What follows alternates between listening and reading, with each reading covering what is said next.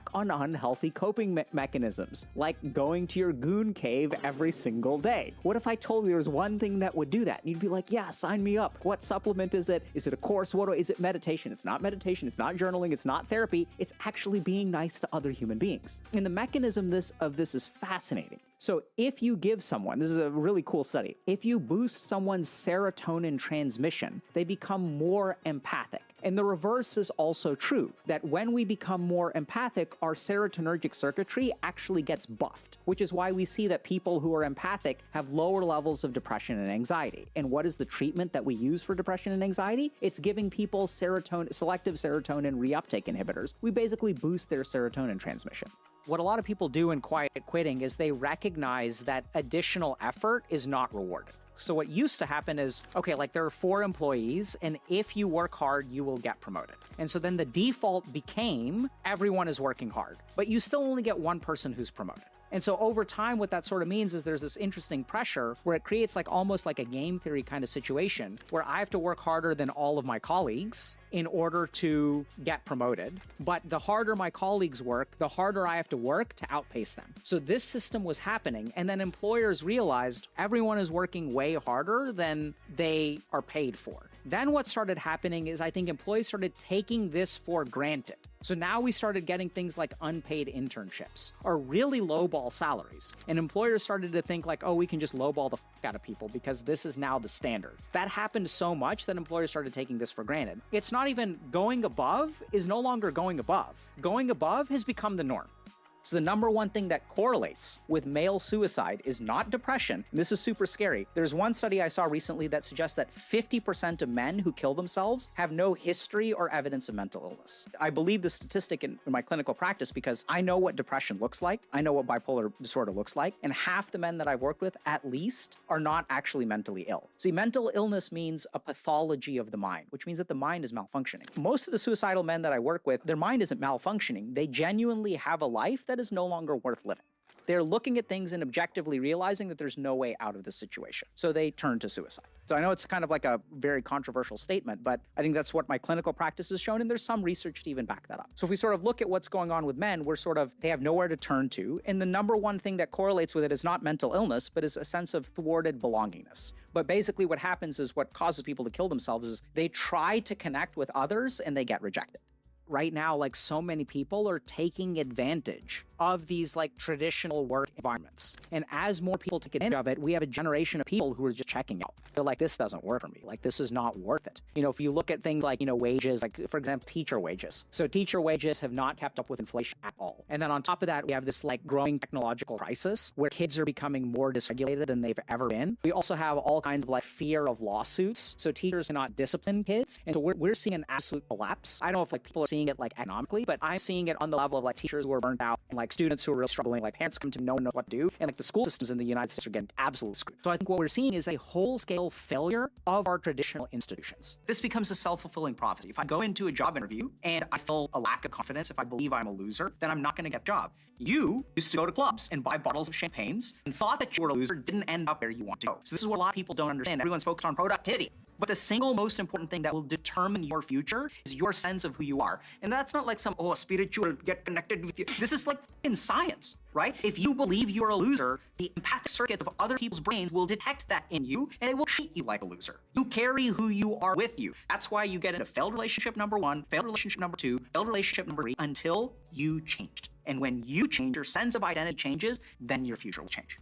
If you want to go to bed on time, it's not even about bedtime. It's about daytime. You have to understand, okay, what is the part of my brain that allows me to sleep or keeps me from sleeping? Because you want to sleep, but something in your brain is not letting you sleep. There are a couple of important inputs that we need to understand. Number 1, any kind of work that we do, if your brain is not satisfied with what you've done today, it will keep you awake. So this first 4 hours of the day, you need to be as productive as possible. Next thing, any amount of pent-up emotions or stress will activate your mind and has been artificially suppressed. So you want to spend 1 hour just with unstructured mental activity. Next thing is there are certain dietary things that we can do. Be careful about super high-fat diets and have a decent amount of healthy carbohydrate before you go to bed. It's fine. I'm not talking about dessert. I'm talking about dinner. Complex carbohydrates. You're joined by the one, the only Patrick Tehan, and he is an awesome clinician with an amazing developmental psychology perspective.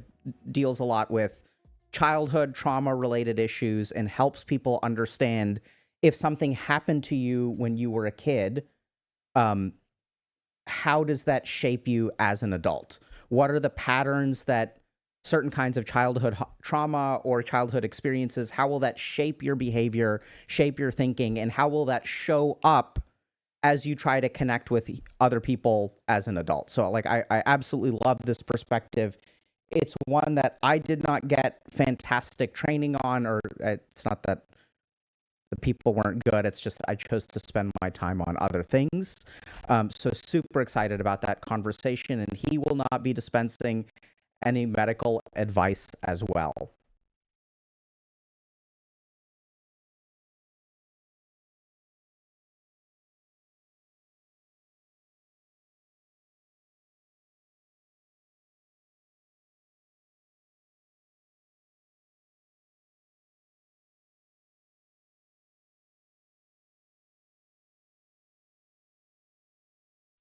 Before we hop into the conversation, one really quick announcement. So every year at the end of the year, we offer a discount for Dr. K's Guide to Mental Health. So if you guys want more information about depression, anxiety, meditation, trauma, ADHD, you can get 25% off until January 5th, and you can use the code GUIDEGIFT25 at checkout.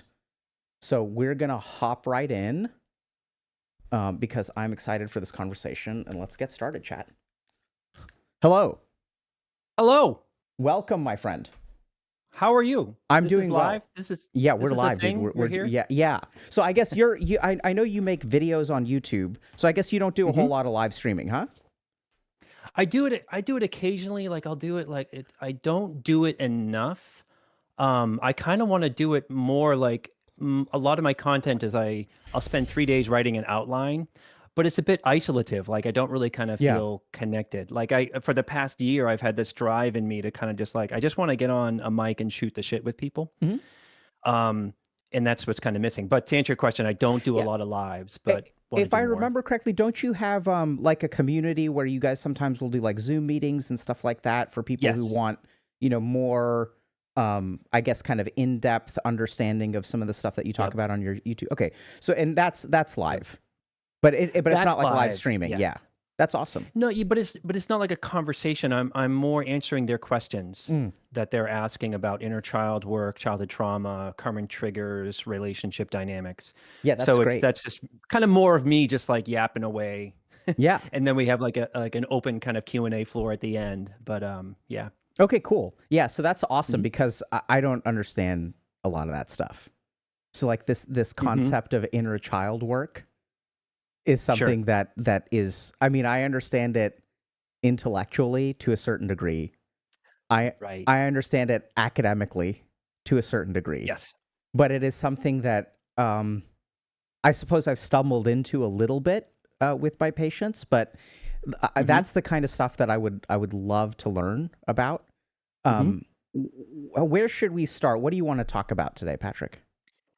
Well, a little bit about the inner child work for listeners out there. Some people have like they don't really like the language of it, which I get. You know what I mean? What I just kind of tell people about it is just sort of like it's kind of easy to conceptualize if you just think it as sort of like subconscious, unconscious. Okay. Or if you just look at it as sort of like your prefrontal cortex, more higher functioning thinking and feeling brain versus your trauma brain. And kind of putting those, almost like personifying them into different two parts. Okay. Not like, people talk about internal family systems where there's multiple parts, like a lot of cooks in the kitchen.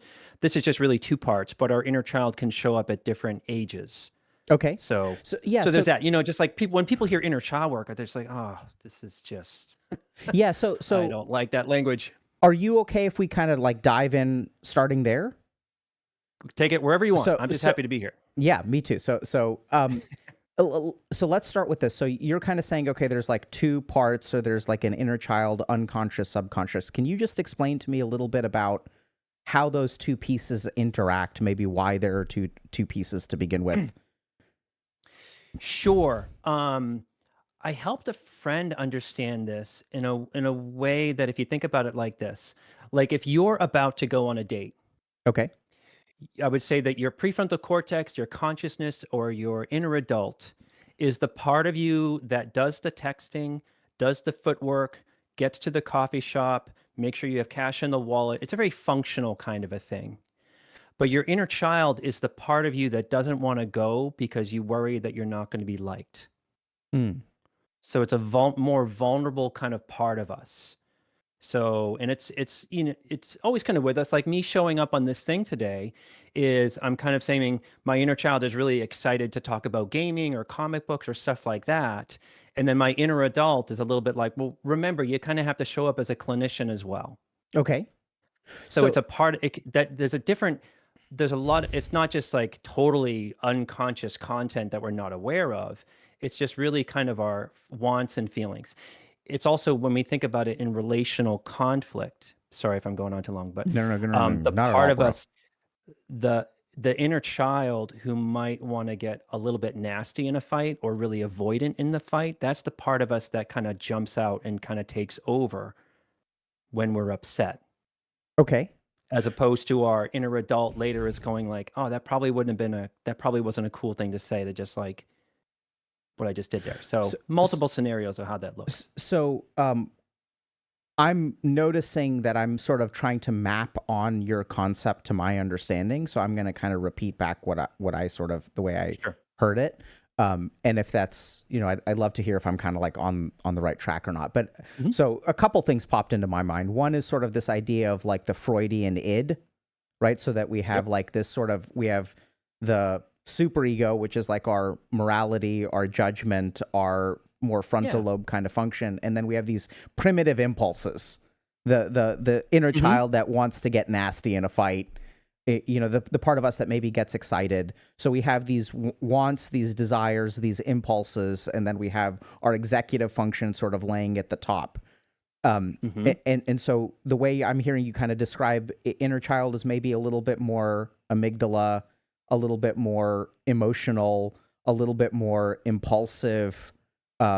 Desire, I think, is kind of interesting because it also almost makes me wonder a little bit about, whether there's desire comes from different parts of the brain. There's the desire that's a little bit more impulsive, like I want to talk about comic books. And then there's also the desire of, okay, I'm showing up because this is aligned with something that I want to do in my life, right? And that's a desire too.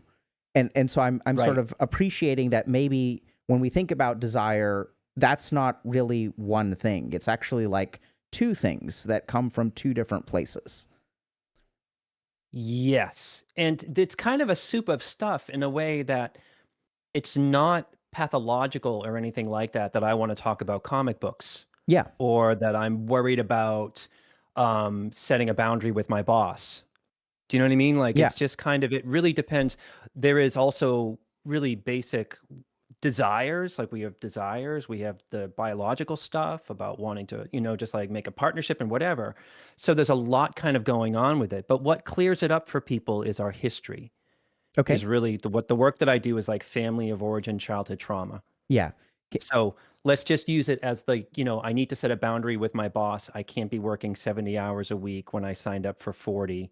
This, like I'm not being seen, that this is like detrimental to me. But that's the part of us that's like our inner adult. And like, and to confuse you further, this is just my Beautiful. interpretation of this stuff. Nobody owns the idea of the inner child. Do you know what I mean? So Yeah. I don't mean to, I'm just giving you an analogy. I'm not kind of saying this is how it is and this is how your framework is. It's just like a vehicle of language that might work for people in therapy. Yeah, I'm with you. And what I love about your explanation is that it's clear when you extrapolate out of this concept, you're talking about basically like opposing forces within us. Yeah, good, really good. And so this is what I'm curious about. What does a healthy relationship with your inner child? And it's funny. So sorry, I have to comment because like it's funny because the second you said it's not pathological, my thought was, what does healthy look like?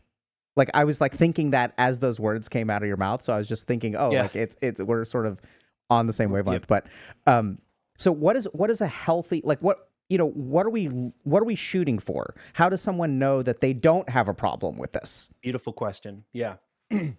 What are we shooting for?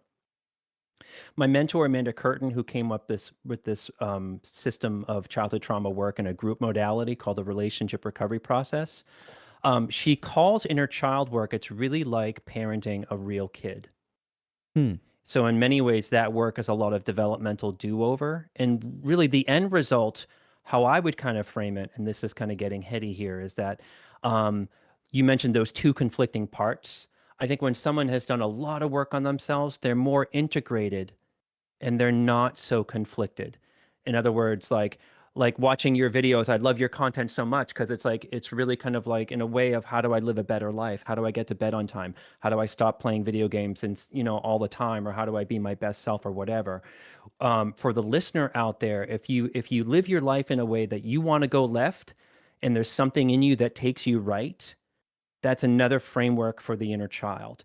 And the end goal is a little bit like both parts are on the same page and you're not so trying to get to bed on time or trying to, you know what I mean? Like trying and struggling like a lot of us do. So the like when people have done considerable childhood trauma work and looking at this is like a byproduct of it is that they can do conflict better where they don't become really meek or dismissive or minimize their own emotions and lose fights, where somebody else might be winning fights all the time because they overpower their opponent.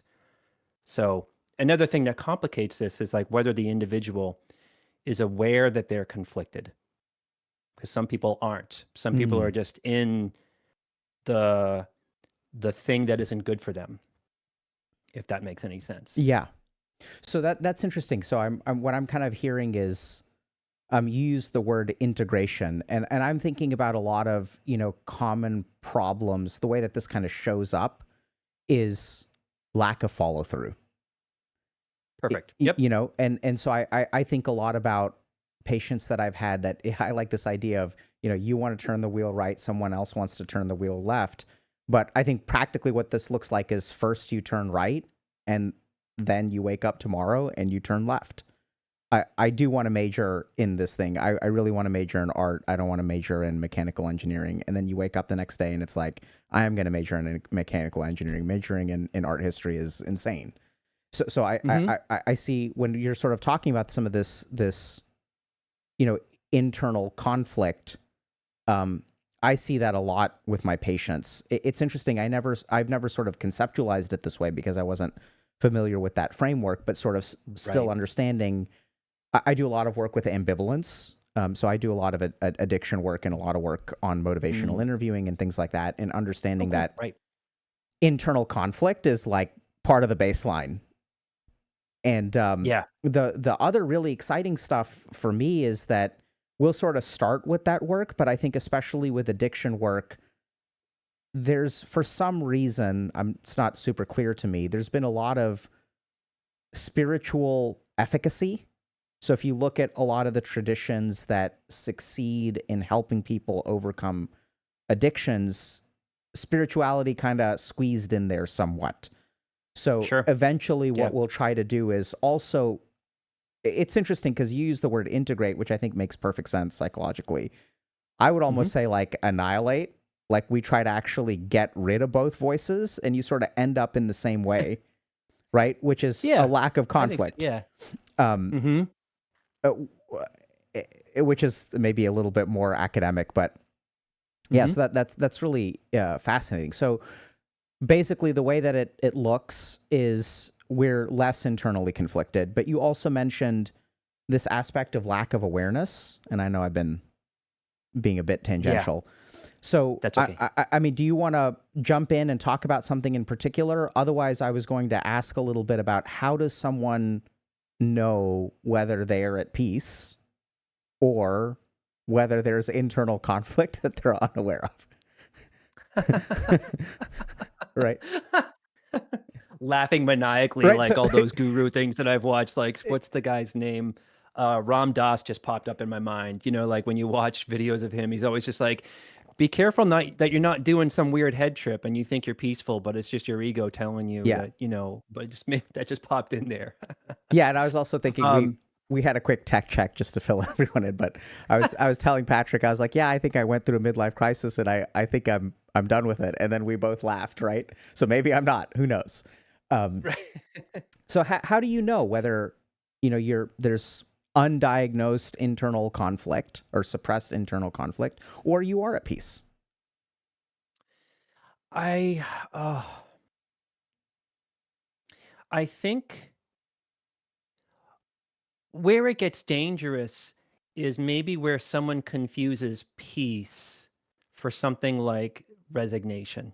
Mm, Do you know what I mean? Like, look, I'm just a sloppy person who loves alcohol, so I'm just going to go with this. And beautiful. they might have numbed out or given up or something like that. And they may have kind of accepted their alcoholism, or they might have accepted. I think what a lot of this is going to be a long series of tangents I can just Beautiful. slip between the both of us. Um, a side note over here is when I did a lot of my therapy work in the late 90s, I was healing and doing a lot of therapeutic work on myself. I was also getting sober. I had a spiritual experience, and I've done a lot of that kind of work. And I live a very happy life. And that work was hard enough, but I didn't have a phone attached to the hip, and the state of the world wasn't so dire. So, in some ways, I think when I did a lot of my own work, I didn't have all this political, geopolitical stuff going on. The landscape of dating was hard in my 20s, but I can't imagine doing it now. Do you know, of just like the way that the conversations are and the way that the narrative is. And it's just, I'm just trying to say like that, let's just say someone who is in their 20s or 30s, regardless of where they are, if they feel really world weary or morose or kind of dark. What's another word for that? Like when someone's very nihilistic or something like that. You know what I mean? Like I can't say that I wouldn't if I was trying to heal in the middle or try to do therapeutic work through all this stuff. I'm just trying to like allude to things are different right now. But in a way that I worry and I see maybe a lot of people just kind of saying, F it, this is how I am and this is how the world is. I'm just going to be pleasurable. Mm. I'm just going to be whatever. I'm just going to do my thing. I'm going to smell the roses. I'm going to maybe do too much online porn, whatever. You know what I mean? Like there's a part of me that it worries about that and people may be confusing that for peace. But again, that's my perspective of looking into this phone kind of going, oh, is that the way the world is? I don't know. I don't want to portray that that's actually how the world is. Cause I don't know. You know what I'm trying to say? Yeah. So here's kind of what I heard. So I love it, dude. I love it. So much stuff clicked for me, the stuff that I've never really quite thought about before. But so, when I think about someone who has internal conflict, there's a struggle.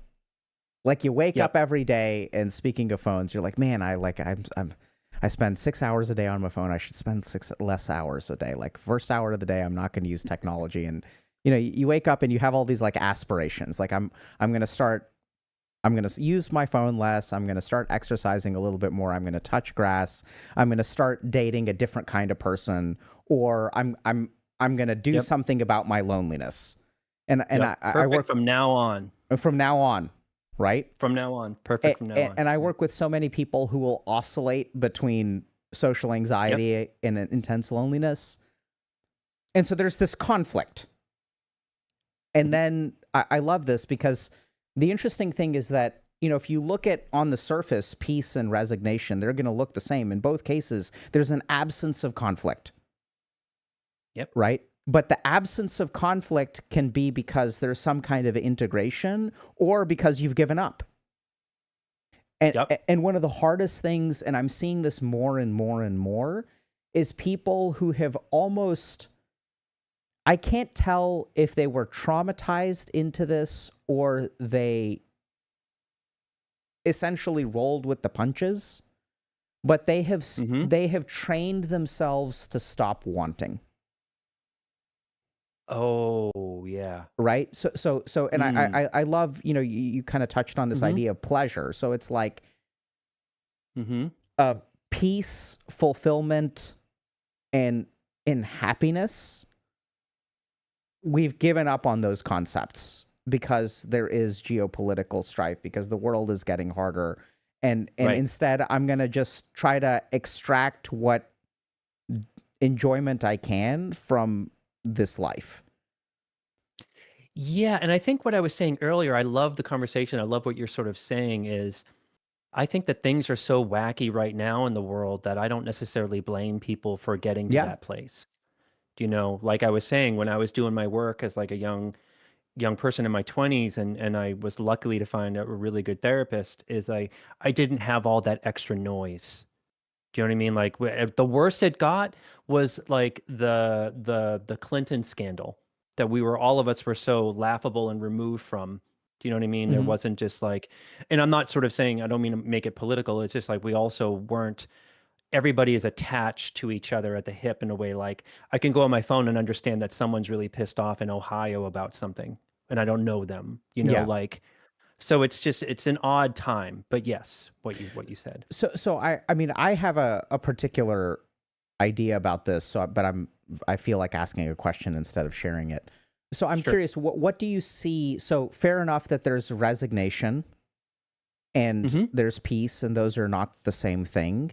But Mm-hmm. how do you tell the difference? How do you tell the difference? How does that Right. show up differently?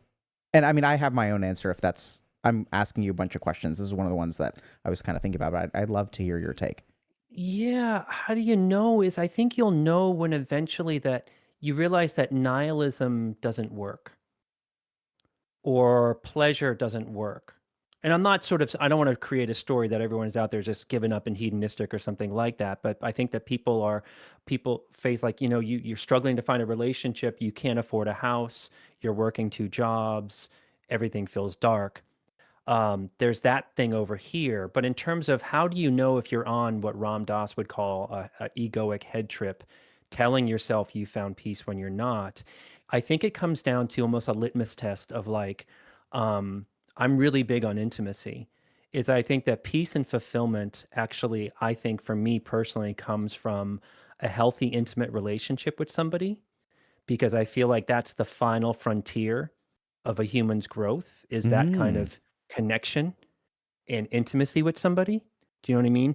And I think we're wired for that. I'm not trying to speak for the whole humanity here, but I think people are wired for that. But intimacy and finding a good enough partner and having that kind of loving connection, that I worry that people are really giving up on, you know? Because it really fulfills my life with my wife, and we've worked very, very hard on that. So it's things like that that would create the litmus test. You don't have to have the house and the perfect career. The relationships are important, but if you can, I also think the litmus test in terms of peace is, do you fully understand yourself? And I often think about this word, having some mastery. I feel greatly fulfilled Mm. by my life because I've worked really hard to have mastery over my bullshit, my emotions, my addictive tendencies, my resentments, my negativity towards humanity. And that's the kind of stuff that I urge people to not kind of give up on, because there's so much more. That's like that's Yeah. how I would So kind of think people would maybe know, as opposed to like, I'm just moving to an island off Norway and I'm going to raise sheep and fuck it. You know what I mean? Well, that's one version of happiness, but like, have you given up on relationships, I guess? yeah, so that's it's so interesting because my answer is so much closer to the second part of your answer, and so I don't think about intimacy at all. When I was sort of generating my own answer to that question, I was leaning a lot more into mastery. What I've noticed is that with the people who are resigned, there's a lot of inertia. So the ability to move or change becomes very difficult. And with the Yeah, people who are right. at peace, they're much more fluid. So when Beautiful way to put it. They're also spontaneous. absolutely, right? Yeah, So I think right. there's actually a lot more movement, a lot more activity.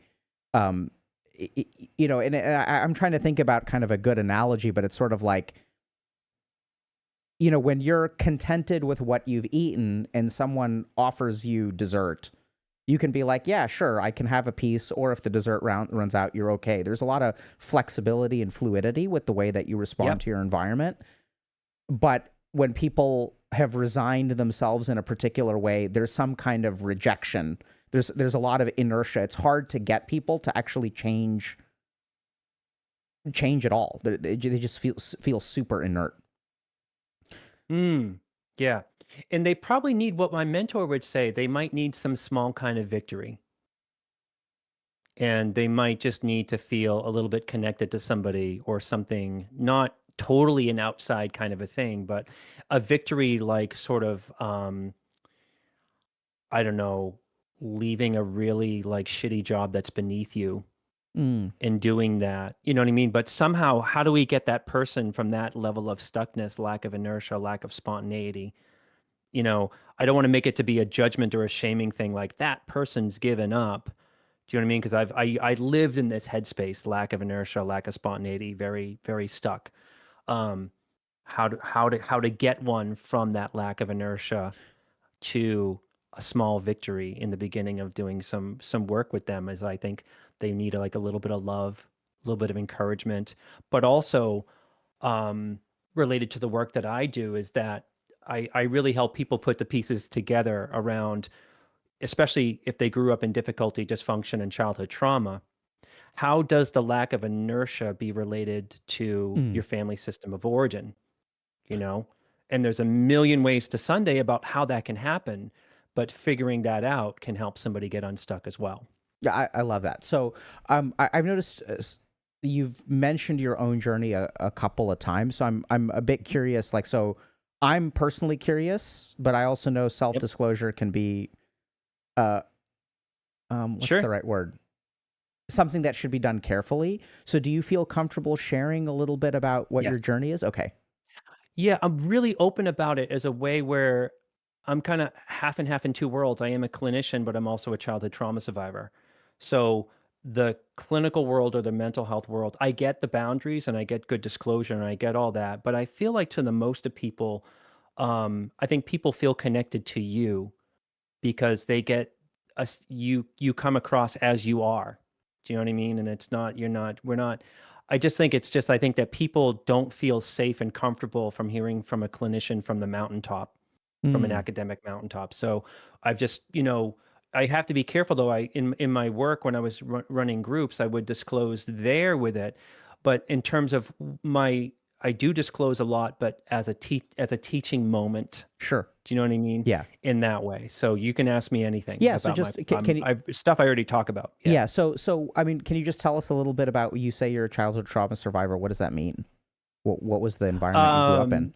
Yeah, sure. I grew up in earliest memories, and I'm not trying to be provocative here. I'm just kind of like spell it out. Earliest memories were domestic violence, a lot of alcoholism in the family. My parents were Irish immigrants, so there was a bit of two worlds going on, and that's not a super part of it, but just a lot of chaos, dysfunction, violence, a lot of marital strife, which I think affects us as kids more than people really kind of talk about. Um, and then that was, there was also some family illness, and then when I left home around 18 or 19, I was just kind of working in the city, waiting tables, and a friend of mine just noticed how poorly I was doing, and gave me a therapist number, and then the rest is history. I was like 20 years old, and I got really lucky where I in the mental health world, this rarely happens, is like I found one really good therapist that I really clicked with from the beginning, and then immediately I was in a childhood trauma group working on experiential therapy. In the middle of that group came the work around sobriety. So much came out of that, but it's kind of rare to just be 20 years old and then boom, you find the thing. Where I hear a lot of people struggle with finding the right therapist like over years and the right kind of treatment. No one ever talked to them about childhood trauma. So I kind of hit the lottery in that perspective. Then in the middle of that, you mentioned Jung. I'm going to that group at 20, and I go to a party, and there was this kind of like, he was like, it's almost like an SNL skit. You ever seen the SNL skit where people are making fun of beatniks and everyone's wearing a turtleneck? Mm-mm. Do you know? But no, No, yeah, okay. I yeah, know something like that. But I skits where met they this make guy fun at a of party. people eat turtlenecks. Yeah. And he turned me on to Carl Jung's Memories, Dreams, and Reflections. Yeah. So I'm in therapy, I'm in a a clinical modality, whatever, and then I'm falling in love with psychiatry like hard. Mm. So I'm reading that, and that was actually in Cambridge, Massachusetts, where you spent some, I know you spent some time Yeah. in. So that was all happening around like the late 90s, and then did a lot of work on myself. Worked as actually in childcare for a little while, and then I went and got my master's in social work, became a clinician, and started doing the model of therapy that I was a patient in the late 90s. And Wow. then came before, the masters, then came I worked with veterans in an inpatient acute psychiatry unit, and then I opened a private practice after that. Okay. Um, Yep. love that recounting of your history. I have like a dozen questions, but I'm going to Sure. leave the Sorry. ball in your Pew, pew, pew, court. pew, pew, pew, Yeah, pew. because there's so much that you said that I think I don't know what amount you're comfortable sharing, but like I'm curious about. You can ask me Yeah. anything, and this is So already stuff that I've talked about in interviews and so whatever. so Yeah. so I think let's start with this concept of marital strife. So you said that the marital strife affects people more than they realize. Yeah. I'm fascinated by that statement. So can you tell us a Sure. little bit about, first of all, what marital strife looks like? Because Sure. I know part of what I had to discover was that many of the things that I thought were normal in my upbringing are not normal. Yes.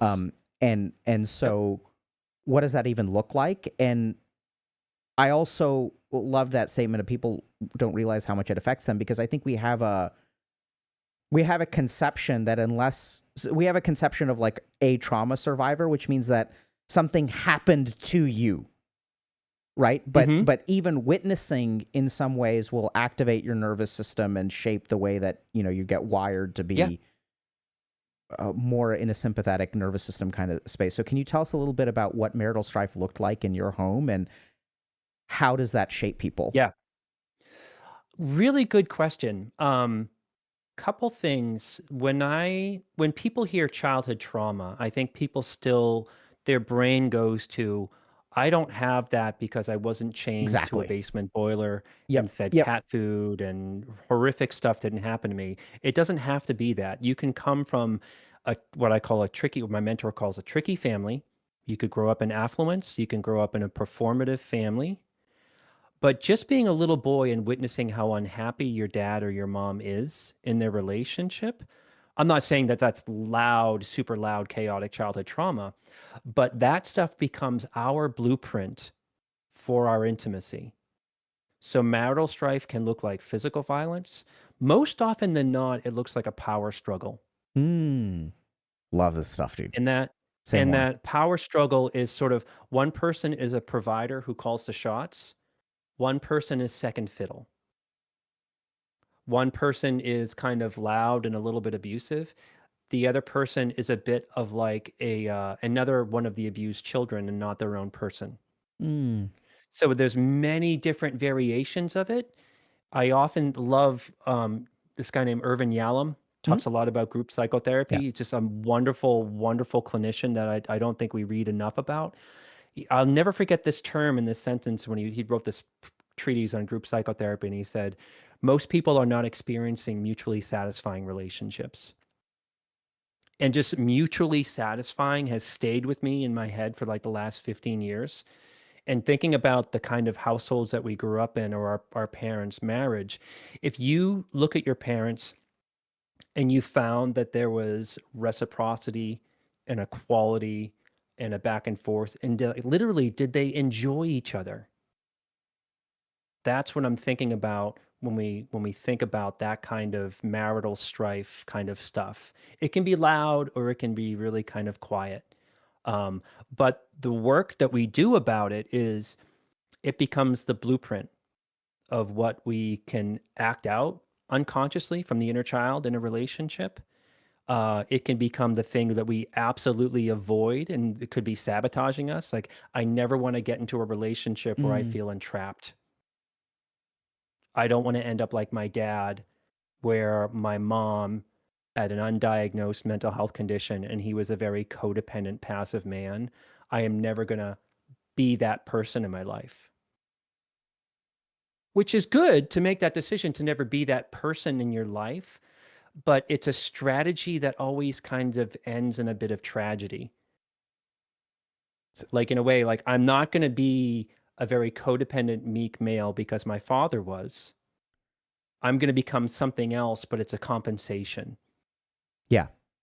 that also creates dysfunction or distance because they're not integrated. Too many branches. Okay. No. It's great. So I need a meme where the guy is all like on the background and the yeah. Post-it notes and the thing, like you can't this- cigarette. No, I mean, I think there's just so much here that, okay, so I'm going to just talk for a second. No, don't apologize. I love it. I love it. I love how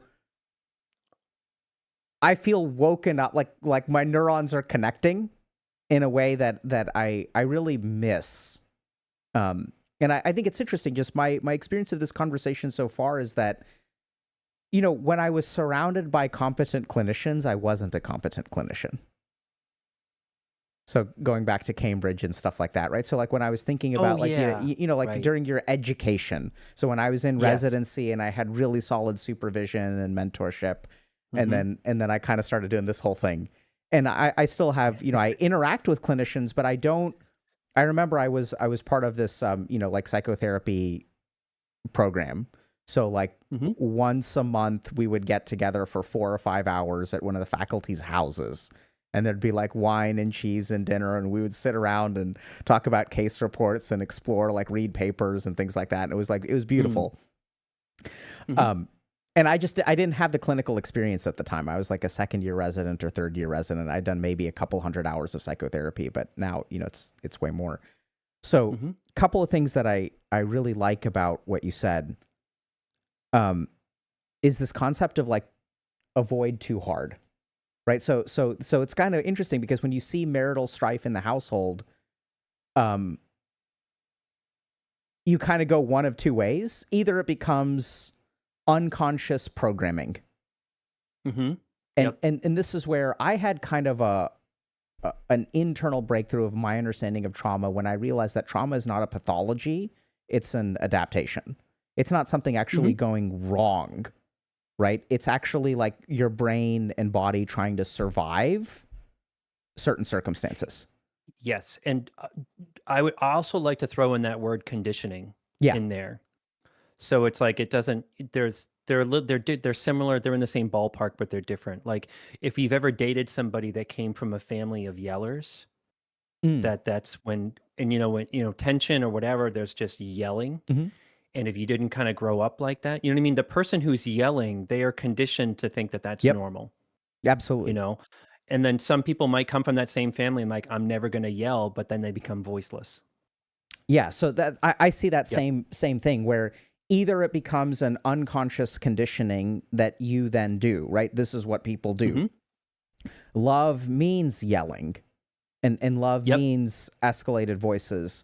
And even I'm not sure exactly what you mentioned you're the child of Irish, you come from Irish descent, and I know that like at least in Indian households, like a lot of times with immigrant parents, that kind of stuff was just the price that you pay. That's not really where our focus is. Our focus is on survival. Our focus is on putting food on the table. So a lot of these relationship dynamics, I see this a lot both in my own life as well as like second generation immigrants and sort of this generational trauma element of like, you know, they weren't, the idea of a harmonious, mutually satisfying relationship was just low on the priority list, right? Yeah.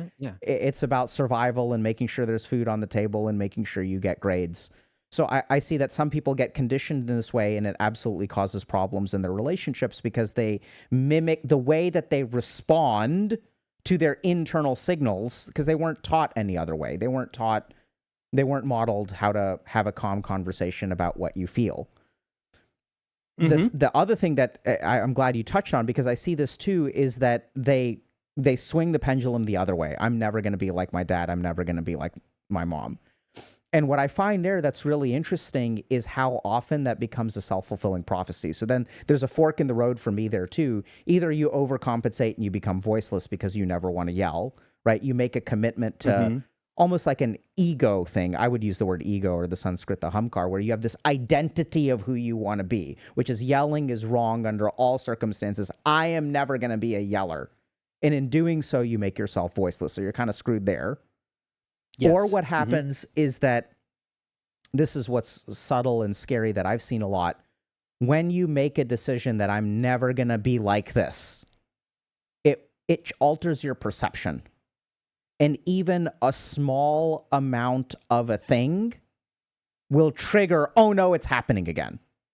And I first learned this in my patients with like BPD, where, you know, they're like, they have a fear of abandonment. And even they're so paranoid, they're like, I never want to be abandoned. I never want to be abandoned. I never want to be abandoned. And if there's a tiny little sign of abandonment, which it really isn't, sometimes my partner is upset with me because I'm not perfect and no one is perfect.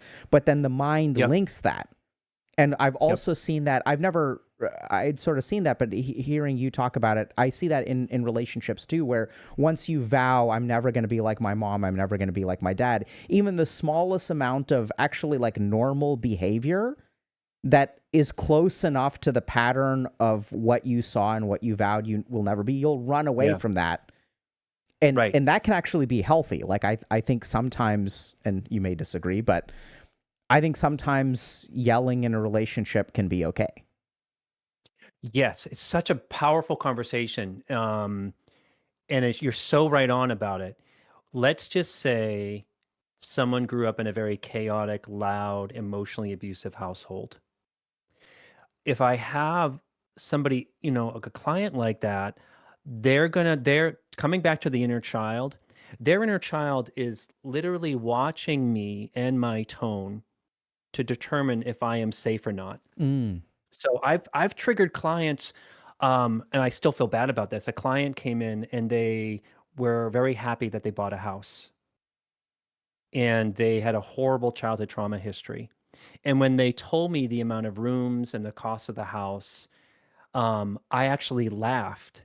And I was laughing about the market around Boston, which is a ridiculous, overly priced, you know what I mean? Just living in that area. But I really triggered that poor client by innocently. I wasn't intending on their inner child, and determined that I was making fun of them about their house. And that's their perception. Childhood trauma is also a lot of stuff kind of wrapped up in, we have to do a lot of work on how we perceive things. There's a wonderful book by a guy named Bob Hoffman. It's out of print, but if you can find it, and he wrote this book called No One Is to Blame, about our family systems. In that book, he talked about a very powerful concept that as children, we absorb things from our parents and we reject some of them. But to your point, both absorbing something and rejecting something is equally dysfunctional. So let's just say you're dating somebody and that person grew up in poverty and chaos, and they are determined each Christmas to have the most amazing, bountiful Christmas holiday or something like that, to compensate for that. Because when their inner child sees that they didn't buy enough, you know, like presents maybe for a niece, then their body, their inner child gets activated and says, you know, not consciously, but it's happening again. Someone's going to be really disappointed, right? Then they're paired with a partner who doesn't understand that. And they're just like, you spent $300 on your niece already. Like, what is this, you know? So coming back to the thing about whether people are aware of it or not, you know, the person comes in around the holidays and they're sort of saying, I don't know what it is, but I get extremely anxious. I know that they're anxious. I'm just sort of saying, like, the presenting problem. I get really anxious around the holidays. And then we really look at this stuff. We look at the way, not in one session, you know what I mean? But we look at this stuff, and then we get the family story that there's alcoholism or chaos or poverty or irresponsibility and that kind of stuff. And then we need to do some work with them to reclaim the holiday season. Yeah, so that's I'm curious though, when you have a client whose partner is whose partner is like, hey, you've already spent $300. Yeah. How do you help them? So this is what I find amazing and really confusing about how you work is like, Yeah. how do you get, because I'm thinking about my clients where I've had that people come in, and oftentimes what I see is someone who's like, that creates so much conflict, right? Because my partner comes to me and is like, you've already spent $300. Like, why do you need to spend more? And then they're like, stop being so stingy, stop being so cheap. Like, Christmas is a time of celebration. You're like, Yes. I don't understand why it's like, you know, I love my niece. My niece is amazing. It's a beautiful thing to give. So there's so much conflict and Why defensiveness. are you in the way of me having the best Christmas 2025 ever? No, not even best Christmas 2025. I mean, so this is the other thing that confuses me is the way you describe your clinical clients are so far ahead of what I see. Like, me having no, it's not about me, Patrick. Why are you trying to deprive a 12-year-old of having a beautiful Christmas? It isn't about me. Yeah. It's like, why then, like Christmas is a time for celebration. Then I would say, Dr. K, when you get self-righteous like that, I just got to say, you got a little bit self-righteous about Christmas is too important. And you have to know that that's a major symptom of childhood trauma, is when our inner child becomes really self-righteous. Oh, love it. About it. What do you mean, Christmas? What do you mean, Patrick? You know what I mean? I can't believe you just validated my partner when their tone is so abusive. And I'm thinking, is the tone of your partner abusive, or are you? This is a loaded thing. So I love it. What I mean, but just load it. It's just like, is your partner really abusive, or have we not normalized that your partner can actually be frustrated? Because I think, you know what I mean? And I'm not directly challenging. I would not have any childhood trauma. You know what I mean? I'm just kind of saying, like, this is all the stuff that, you know, people really suffer from this stuff. But you just named the most difficult part of working with childhood trauma, is coming back to that Christmas analogy. Inner children do not care about the present. They do not care about the past. They only see the present issue. What do you mean? I can't spend that much money on my niece. Let's just, you know what I mean? We can become self-righteous. We can just be focused on the present. And the work is a lot of helping the inner child to see that, you know what, when you were a little person, there were so many Christmases where you didn't have anything because of parental irresponsibility, and it broke your heart. But it's good enough that we've already bought our niece an iPhone. That's good enough. Do you know what I mean? Like, so I don't know if that kind of makes sense. It's just like the nature of trying to help people is, first of all, it's very helpful when the person coming in to do childhood trauma work, they know that something is up. You know, so it's difficult where, as my practice eventually went on, if I was going to work with a couple, I would have them do a short run childhood trauma group separately. So that each of them are aware of where they come from and a little bit aware of how they kind of work in that way. Because what is tricky about modern psychotherapy, or psychotherapy in general, is if we're only talking about the present with people who have difficult past, we will only go around in circles.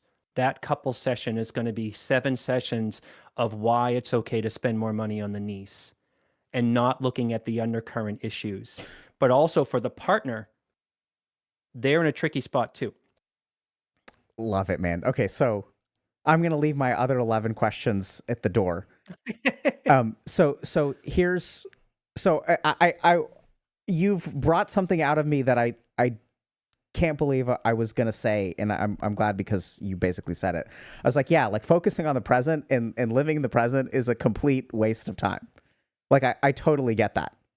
And so I'm kind of curious, because when you were talking about this stuff, what I was sort of thinking about is sort of this idea of the repetition compulsion and corrective emotional experiences.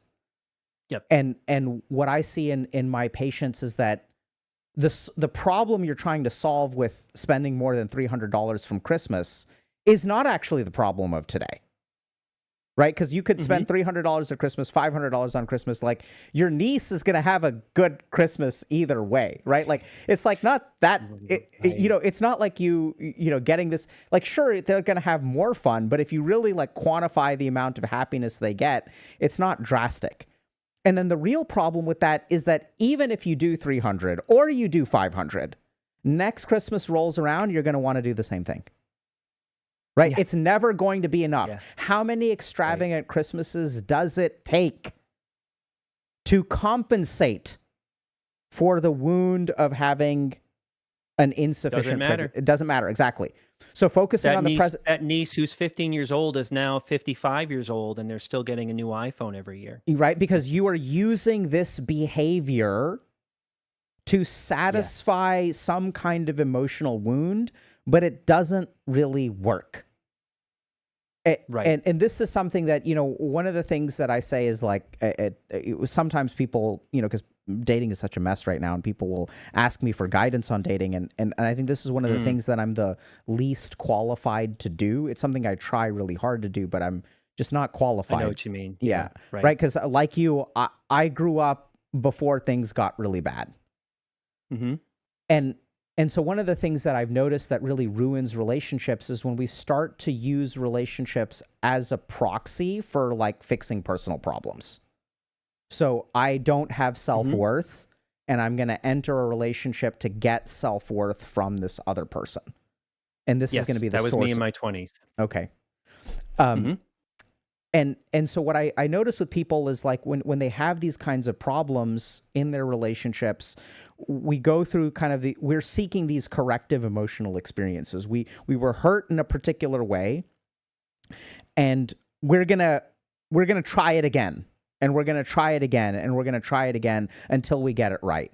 Mom or dad didn't love me enough, so I'm gonna find a romantic partner, and I'm gonna take someone who doesn't love me, and I'm going to work really hard to make them love me. Because if I can succeed, I tried that with mom or dad, didn't really work. But if I can do it with this person, then I've really fixed the problem. And then they wind up in these patterns. Yeah. Is that conscious? No. Like mom and dad didn't love me, so I'm doing this, or is it all subconscious? I think for majority, yeah, no. I mean, I don't use the inner child conceptualization. Sure, yeah, but right. I think about repetition compulsion. I think about, you know, I think I'm working on a video right now about why dating people that you're attracted to is a terrible idea. And you know, everyone's like, oh, I'm attracted to this person. Is it because like there's something weird that's happened in our society where it's like I'm allowed to be attracted to whatever I want, right? I'm allowed, like we have all these concerns about beauty standards, and this is just what I'm attracted to. So like I should have that. And I was thinking about it the other day, and I was thinking about the repetition compulsion and how people end up with toxic relationship after toxic relationship after toxic relationship. And I'll talk to my patients about it, and I'll be like, how do you wind up in this situation? And I used to see this a lot when I was doing, 30-day rehab work, where people fall in love all the time in 30-day rehab. And it's like a terrible idea. Oh, yeah. You know? Yeah, right. And so I was kind of like thinking... They hook up in the facility, you mean? They hook up in the facility. That is true as well, but I would say they fall in love. So okay. I think there's so much emotional intimacy and emotional connection that people oftentimes have histories of trauma. They don't know how to navigate that feeling of emotional intimacy that comes with a certain amount of erotic transference, for lack of a better term. I don't think it's really erotic transference technically, but I think you know what I mean, right? Yeah, I know what you mean. Yep. Right. So like when I feel emotionally connected, and we're both here for 14 days, I get to know this person so well, I feel such a connection with them, then it feels like I fall in love. And sometimes there's, fucking, but sometimes not right away.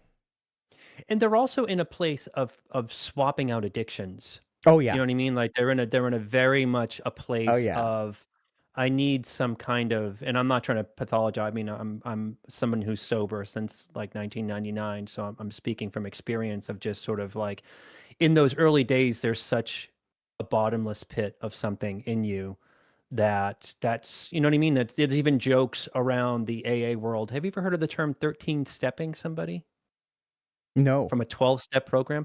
13 stepping is when someone who has a more sobriety is trying to date somebody who's fresh in. Oh, interesting. Because there's some love addiction, sex addiction, bottomless hole. So it's just like, it's a thing. Yeah. Interesting. But can I come?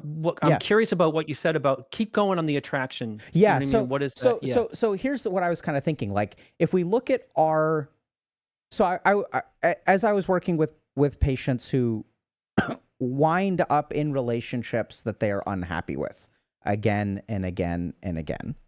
And there's a lot of people on the internet who are like, oh my God, like all the good people are taken, right? There's a lot of people who are looking for a particular kind of partner.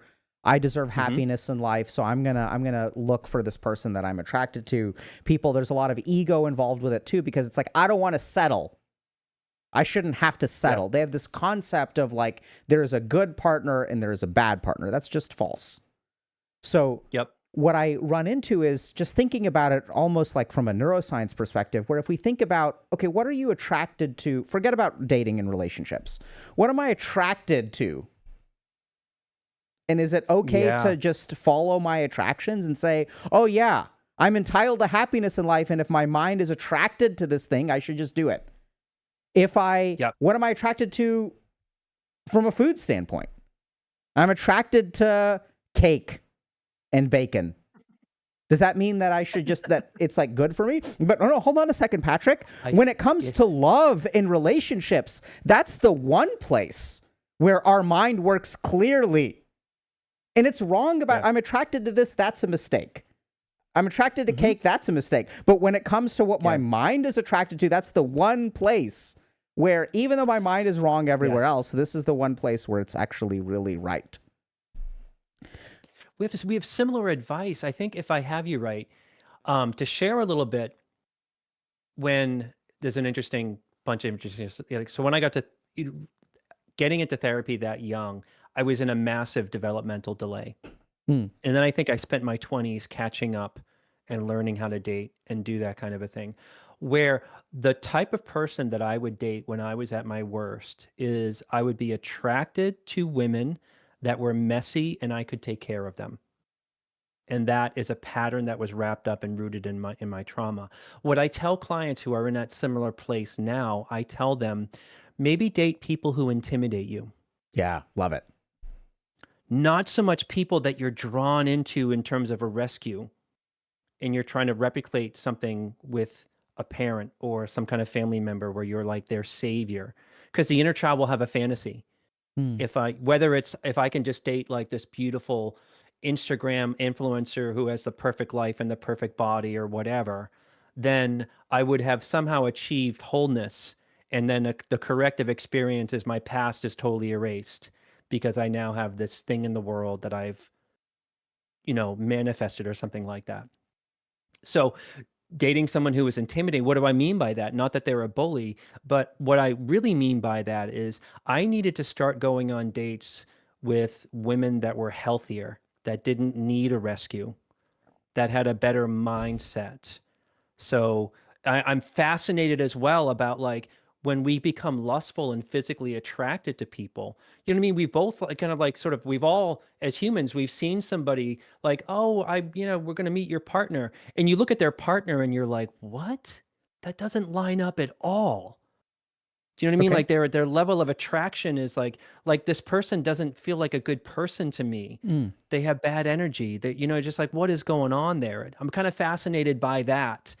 In a way, like, that the person's friends are like, are you sure you want to be dating that person? And they're like, I am all about it. Yeah. So that corrective it's interesting. So you were talking about being the savior, right? So the thing that I'm kind of leaning into a little bit right now is how much some of the stuff that you're describing about inner child, I would call the ahamkar, or the ego. Okay. Yeah. And even the thing. stuff about sort of this fantasy, right? Because like the way that I kind of think about my patients is, there was a time in your life where something felt really bad. Now, I think you use the language of childhood trauma. I'm going to just generalize it a bit. Sure. Just something was bad. Either, like in my case, it was like, there's prom and there's one person I want to ask out, but I don't have the balls to ask him out. So I just feel bad, and then I'm going to resign myself. I'm going to become inert, and I'm going to join my friends who are also social rejects and don't go to prom, and we're going to celebrate that, right? Instead of acknowledging the way that I feel. And then in that moment, so it's almost like this polarization where in that moment, like I feel bad, but instead of accepting that, I kind of like go this way where it's like, okay, yeah, I reject that idea. And the moment that I reject that idea, and the moment that I sort of push away from that, I think I simultaneously create this fantasy of if I did one day, so I feel bad because I'm not going to prom with this person. And then if one day I went to prom with that person, then I would feel good. So I start to very naturally associate the way that I feel with my circumstances. And if being single and feeling bad go together, then dating, let me be a little bit more precise. If being ashamed and not having this beautiful woman, not being in a relationship with this beautiful woman and feeling terribly ashamed and pathetic about myself, if those two things go together, feeling pride and self-worth will come with having a beautiful woman as my girlfriend or on my arm or whatever. Right? So that's the creation of the fantasy. And then we go chasing that. And I see this a lot with sort of the red pillars and incels that I work with, that they form this association that a beta or a loser is someone who's like this. I felt like a loser. These were the circumstances. If I change my circumstances, I will feel like a winner. Okay. And I think a lot of them make a lot of progress. Great. So I think they genuinely do a lot of stuff. And I think that red pill community has changed a lot. It's really interesting because 15 years ago, they would be very anti-therapy. Now they're very pro-therapy. They're like, you need to take care of yourself. Like, you like stop chasing around women for the wrong reasons or whatever, and like go work on yourself. It's very interesting. Neat. And the problem that I see with them though is that even when they start to work on themselves, they deal with their like core self-confidence issues. This is what's interesting is I think they encounter your final goal in life, which is intimacy. So they can get laid. They can have relationships. They have some features of avoidant attachment. They have quote unquote commitment issues. They become F-boys or whatever, right? They become players or alphas or whatever. They'll use this terminology like spinning plates. But what they really struggle with, what they really crave when we get a couple weeks or a couple months into the work is that they do want someone that they don't have to, they sort of build this house of cards that women are attracted to. And they become, what they really want is someone who will be with them for them, not someone who will, because they do wind up with people, but what they really crave is safety and intimacy. And it's almost like their solutions have precluded that outcome. And so they're kind of stuck. They really kind of plateau, I would say, where they can get physical affection, they can get dates, but something within them either selects for a woman who's also looking for a transactional relationship, or they're not emotionally capable of entering the intimacy that they truly crave. And the really scary thing is when we realize this, many of them are too scared to even try because they've created such a dichotomous, polarized system. It's either this way or this way. And emotional vulnerability is moving back towards being a beta, and they really struggle with that. They don't realize, and that's what the work that we do is that this dichotomy is false to begin with. This polarization doesn't have to be this way. You can have self-respect and be vulnerable. Right. Can I ask a question? Are these the popular? I'm sure it's difficult to generalize it, but are these folks who grew up with the internet, not pre-internet? They're the earliest versions of them are not. So the earliest versions of them are like my age, where we grew up with the internet, but we grew up like I remember when I was like 19, a friend of mine, we were both struggling to get laid, and a friend of mine was like, hey, you got to check out these like pickup artist stuff. Like you got to check this stuff. This stuff really works. And so I think in the early stages of the internet, right? So the internet is not, the early stages of the internet are different from the internet that we have now, Oh, sure. right? Yeah. So the Yeah. internet that we have now wraps around us, but the internet that used to exist is something that you would engage in. You would plug into and plug out. There was real life and there was the internet. So I would Yeah. say that, the early people had early internet, but I think the majority of people now are surrounded by the internet. Their mind Right. is literally perceiving Okay. the internet for 6+ hours a day. Yep. Got it. It's funny. I think that I would couch it as this. If any one of those men grew up in marital strife, dysfunction, some chaos, some abuse, some weird family stuff, it happens to all of us, whether you are the presentation that you just presented, like the red pill incels or whatever. It doesn't matter in the way that all of us have inner child, part of our subconscious, whatever, that is like a ninja that is really good at getting out of intimacy or has no idea how to do it. Love it, dude. They are. There's a part of us that is just a master at it, and it's true for me. Even as a married husband with a child who was 7 in a 10-year marriage that almost didn't work out because of that ninja, and that ninja was dismissive.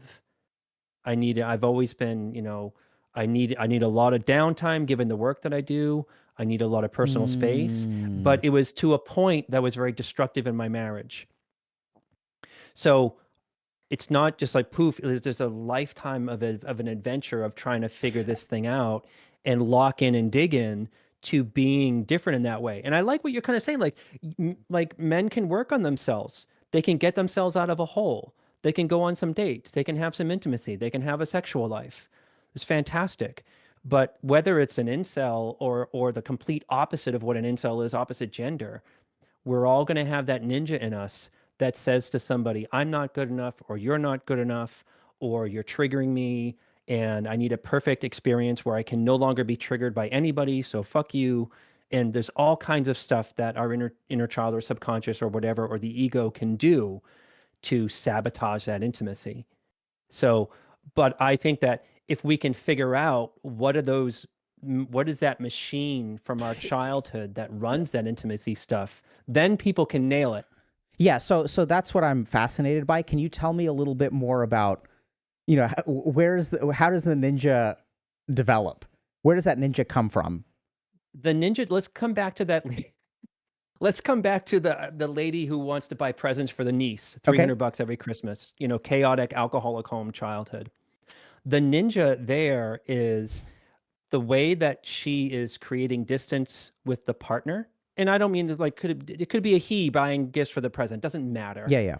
But that person is getting out of intimacy because their version of intimacy is a lot like, you have to be totally on board with all of my anxiety, and that's impossible.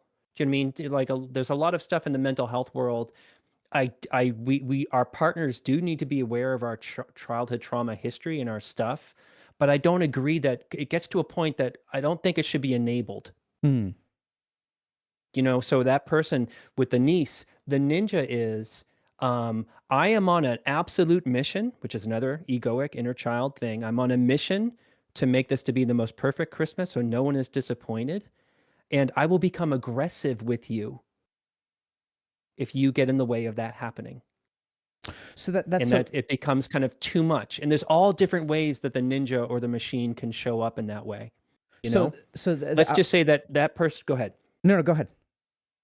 Let's just say that the person within the couplehood with the niece and the Christmas thing, let's just say that they become extremely aggressive and controlling about more money, then that might be their stuff. That might be their ninja to do it. So, and I'm more talking about a problem rather than the solutions in it. Couples work with that. I would really have to work with that person about the Christmas thing from their childhood and their family system, and like connection and abandonment and all kinds of stuff there.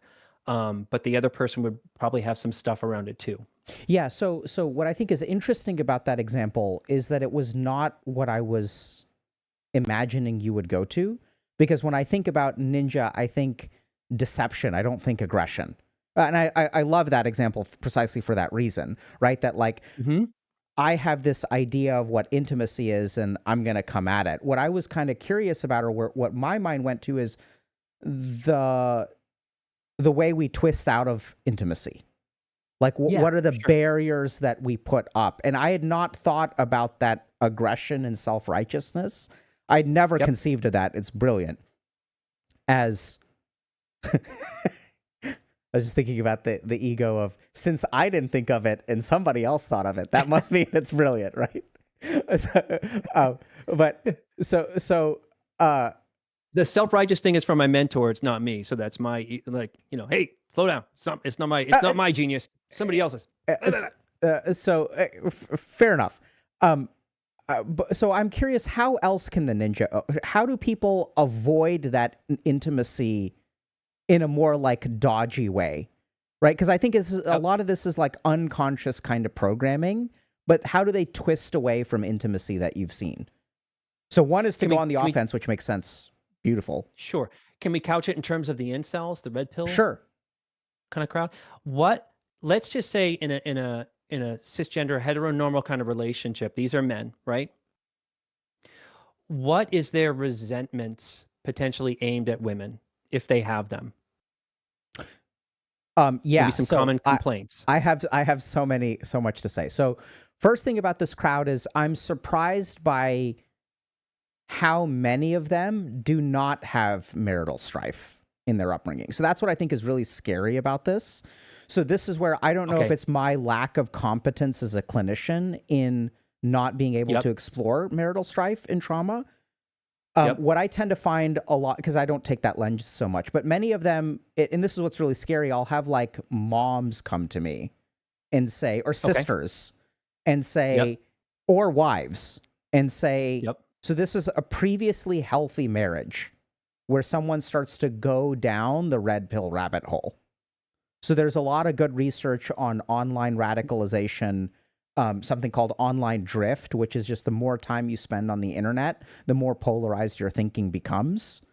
So that might be different. Yeah, so I think that's why like I don't know if it's just my lack of competence where there is some kind of marital strife, childhood upbringing. What is absolutely there is usually a profoundly traumatic experience with a woman. And the really scary thing about that traumatic experience is it oftentimes happens without the awareness of the woman involved. So what this traumatic experience, and this is why I know, this is, earlier when we were talking about people think trauma looks a particular way, but it doesn't have to look that way. Sometimes what this will mean is like, is crushing or even like a certain degree of limerence towards a woman in your adolescence. This is what's really common. Is like, like I'm 15 years old and I'm deeply, deeply in love. And I lack self-confidence, so I maybe never ask her out. But there are all kinds of what I would call like micro rejections that pile up. There's a lot of resentment that she doesn't notice me. She doesn't notice me because I'm pathetic. She would never date me because I'm pathetic. But then what tends to happen is, I've noticed this like an echo chamber inside their head. Absolutely, right? So right, it starts in their head, and then I think what happens is they join the other echo chamber. They join an external echo chamber where many people have these experiences of being rejected by women, being ignored by women, sometimes being taken advantage of by women. So there's usually a trauma towards a woman. Which sometimes the woman does things that are really not good, like cheats on them or whatever. Sure. So that's usually where I find the nucleus. That's as far back as I know how to go, where I consistently kind of start there. And then all of the traumatic adaptations that come from that. How am I never going to put myself in that situation again? The creation of the fantasy. So I am going to be noticed. I'm going to be the person that when I walk into the room, I'm going to be the most charismatic guy on there. And then there's a lot that happens with dependency on a woman. So one of the really common things is, if you sort of think about the implied problem there, is the focus on a particular woman. So all of my problems are because I did fall in love with this woman. And so they sort of learn kind of unconsciously that as long as I don't put all of my eggs in one basket, I can't get screwed. Right? It almost, and so then what happens is that they retreat away from, and this is what's really scary, is like they're not wrong. I think the real challenge with intimacy, and you kind of, I love the way that you kind of, I never thought about this, but like how it's like kind of the final goal, right? Like when you've done this, like that's the goal of humans. It's like that and then death. You know, like it's big. It's really big. Yeah. So I think oftentimes what they do is they sort of recognize, okay, when there is a particular person who becomes the focus of my life, that is the pattern that leads to problems. So I'm never going to be all in on a particular person. And then they run into a lot of problems because we are wired for intimacy. Probably the best. Yeah, go ahead. Yeah. I'll let you jump in. Well, I was just kind of thinking about like it's kind of gasoline on a fire in a way that, meaning the internet being the gasoline when it comes to beautifully said, maybe men not having mentorship, or maybe, you know, not, I also want to say that not everything can be explained through childhood trauma. So I talk about so much of this stuff, and I may even talk about it in an absolute way. But like if I was, you know, working with like a young man kind of like that, I would be kind of really trying to suss out marital strife, not feeling connected, the mental health of the parents. Were they maybe a little bit kind of neglected in a way, or unparented? It almost sounds like a very unparented kind of experience, much like we had in the 90s growing up in neglect in the 80s. Do you know what I mean? But like the fuel being, I guess what I'm trying to say is like when I had massive crushes, and I definitely had them, and I definitely tried to go for it and would get shot down every time. So I lived in this kind of, I had this loser mentality, but there was a drive in me to kind of keep going at it, which was horrendous. But I didn't go home when I got shot down to go jump online or jump on Reddit and get validated about how the world is a very dark place. You know what I mean? And I don't mean to say like these crushes and stuff like that, they're very, very hard for everybody. You know what I mean? So there's a very human part to it. But the thing that worries me is that it becomes a whole identity. It becomes a whole thing, you know? So, but coming back to the ninja thing, I don't know if this is going to make sense, but there is a ninja that for each childhood trauma survivor has in us, and that ninja is very good at getting out of intimacy. That can look like a million different things. I suck. People are unsafe. You're not letting me buy a $300 iPhone from my niece, or we're all looking to create distance. The fuel to the ninja stuff is projection, usually of a parent onto the person. So when someone's in a 5-year relationship and it is time to get married, one person's waiting to be proposed upon, the other person is a little bit avoidant or unsure of the commitment. I would be wondering if that person doesn't want to create marital strife that they experienced as a kid, or to be wrapped up in somebody and be overtaken again, or entrapped by intimacy, if that makes any sense. Yeah, so my mind wandered for a moment to my own relationship, and so I want to zero in on this idea of projection of a parent onto a partner. Can you explain that a little bit? I'm so sorry to keep coming back to this this Christmas analogy. No, that's fine. When the person is upset that they're getting pushback about buying the gifts and going over the top on Christmas, and their partner is kind of like, what the fuck? This is so much money. This is like over the top. They're not wrong, you know? Then the person is now projecting onto the resistant partner that they are projecting that they are an insensitive parent, again, who says that gifts at Christmas don't matter. Got it. So in the work that we do, like if I was working with that couple and I was saying to the person who wants to buy the gifts, who does your partner become from childhood when they don't want you to buy? And then the person's really going back into the past is what we need to do instead of mucking around in the present. It's just like my dad, who would just make promises around Christmas and then never show up, and then take all the money, and he would take off, and we wouldn't have a Christmas, and I'd be so devastated because we'd have to like party crash at my cousin's, and I would feel like an asshole. Okay, that's what the human suffering is trying to not do there. I'm gonna try to just make sure I'm with you. So I'm kind of Sure. thinking about repetition, compulsion, and corrective emotional experience, right? So Yep. when we play, this is what people don't understand. We enact these psychodramas of, okay, when I was a kid, my parents struggled financially. And so when I didn't get presents like my friends got presents, mom or dad would say to me, you know what? Presents aren't important. It's family that's important. It's love that's important. Presents don't matter, right? Presents is not what Christmas is about. And that hurts. And so what I'm going to try to do is like, that hurts. And like, generally speaking, we as human beings have evolved to correct the things that hurt us. So if I step on, Yeah, I'm just gonna add, like, the way you described it was good, but there's like, it's not so much an innocent, oh, we don't have money for presents. yeah, There is a massive parental dysfunction of drug abuse and chaos and potential lying sure. and shame. So it's messier in that way. Okay, well, I'm glad you clarified that, because I think there are many people who go through financial hardship that have good parenting, and good parenting and financial hardship is very different from, yeah, sorry, we don't have money for presents because, oh, by the way, we're broke, and here's a 48 can case of beer, right?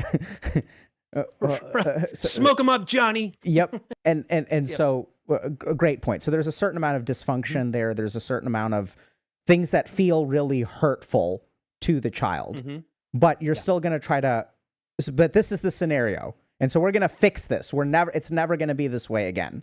And so then when I become an adult and I'm planning Christmas and my partner shows up and he's like, this is too much money, what my mind does is layers on top of this present situation. I take this scenario from the past and I layer it on top.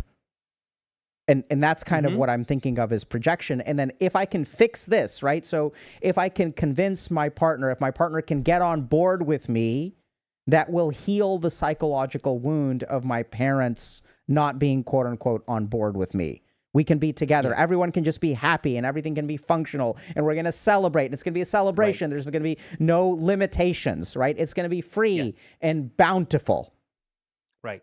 I'll share a little bit about projection. That was great. For men, I find that this happens with men. When I started therapy in my 20s, I would say I had a very anxious, preoccupied attachment style. Okay. I needed women to rescue me. As I got healthier and did a lot of work, there was another shadow to this stuff where in my marriage, I became dismissive avoidant and I needed a lot of space. So coming back to we are talking about a gender-based conversation here, as I think a lot of men who grew up either the way that I grew up or in dysfunction or something like that, not everybody, but men who might be dismissive or low connection, they might be triggered by their partner wanting connection. Yeah. And they might project an overwhelming parent onto them. So it becomes a chasing, running away from kind of experience. So in other words, when my wife just wanted normal connection with me, my body would say, oh, this is a burden. I got to get out of here. This is too much. She doesn't get how hard I'm working. She doesn't get this. She doesn't really get that. But the ninja in me is leaving, and the fuel is I'm projecting my overwhelming mom onto my wife. Okay, so you kind of lost me. So walk me through this. So I understood what you said. I did not understand it in the way that you explained. Okay. So I want to first understand yours, and then I'll tell you, because the pattern you described is something I see all the time. Dude starts out anxiously avoidant, less common with women, but absolutely seen it with women. So you start out as anxious avoidant, anxious attachment. The solution, the protection, the evolution of anxious attachment is actually avoidant attachment. That I can totally get on board with.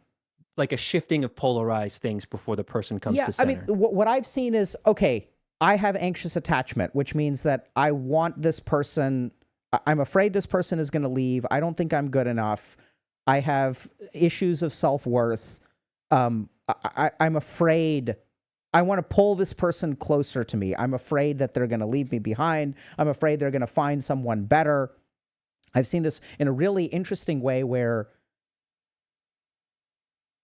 I'm going to go off on a tangent here, but so sometimes when people are anxiously attached, right, and you lack confidence in yourself, one of the scariest patterns that I see is when we're broken, we look for other broken people.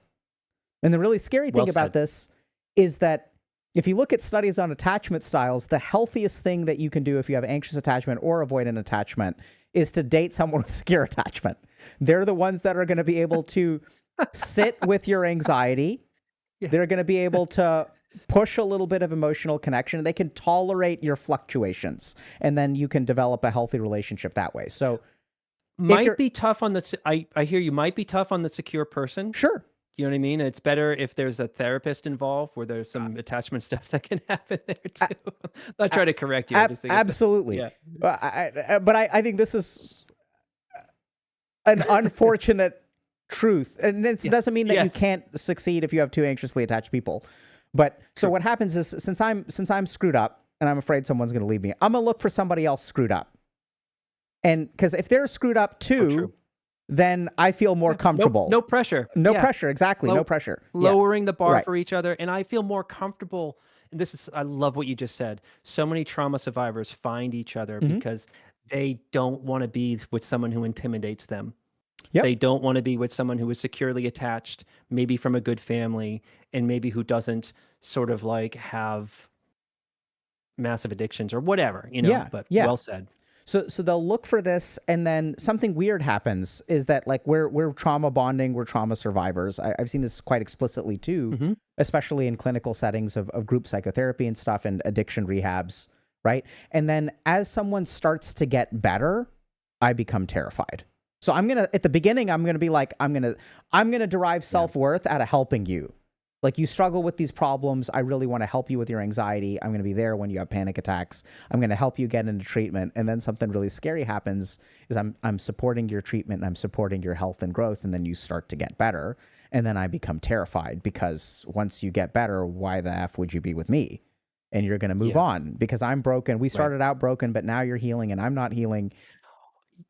Yes. And just to add a little tangent there, a little side note too, is sometimes what happens when that trauma survivor is with an abusive person with their own history and they don't like the changes. So sometimes it can be like, I don't like that you're getting healthier because you're going to find somebody better. Or it can, most likely it's probably that, but I don't like that you're getting better because I have less power over you. Yeah. So it's interesting. You mentioned abusive. I was about to go to what I would call sabotage. So I don't, and then what they'll start to do is they'll try to sabotage their partner's recovery. Because I want to keep things. Sometimes I think that gets to the level of abuse, to be sure. But I think sometimes it's just sabotage which you could, I would use that word. Yep. And so go. Can I take it real dark? Yeah, go. Run with it, baby. Hopefully this is helpful for people. What I mean about childhood trauma and sort of maybe coming back to that conundrum with red pill or incel kind of a thing, where if men are in that morose kind of place, a part of their childhood trauma might be if they are dating a hetero, if they're dating a female, that female tends to grow and get better. The man's contempt might increase, which might be him projecting contempt for his mother onto the woman. Yeah, so you're losing me with this projection. I'm not able to connect those dots. So walk me through that. The woman he is dating who is getting healthier is potentially being more disconnected from him or whatever. And he might have had a mom who was aloof, not fully connected with him, not very mothering. So there can be a contempt for the mother. So there could be a projection that the incel is projecting onto the girlfriend or the wife or whatever, that there's just a nastiness or contemptuousness that comes out that might belong to the gentleman's mother, not the girlfriend. So that's interesting. So now I'm following you with that step. It's so interesting because I get to a similar place, but using a different mechanism, which I don't know how different it is. Perfect. So here's what I think and yeah, go ahead. Go ahead. You go ahead first, because Okay. I don't want to keep cutting you off. No, go. I think it's good. The opposite is true as well, that women can do that with men as well. Yeah. Do you know what I mean? Like a contemptuousness for men, projecting the father onto the male, whether that's being incredibly like, you're cheating on me, you're cheating on me, you're cheating on me. Lo and behold, dad took off at a young age. So I'm overly simplifying it, but projection, I don't like the way we kind of talk about projection, that someone is an embezzler and then they start accusing you for stealing money from your family. Do you know what I mean? Like, Yeah. I think that's kind of goofy. The way I do is the way I think about projection is that when we are in conflict with our partners or other people in our life, we can project parents onto that partner, and all the upset maybe doesn't belong to them. Yeah. So all the upset doesn't belong to the partner that exists now, because I'm layering on dormant upsetness. Right. But the inner child is screaming, "You bitch, you're leaving me. You think you're better? You think you're better than me?" Yeah. So, okay. Love your tangents. I'm going to rewind a little bit.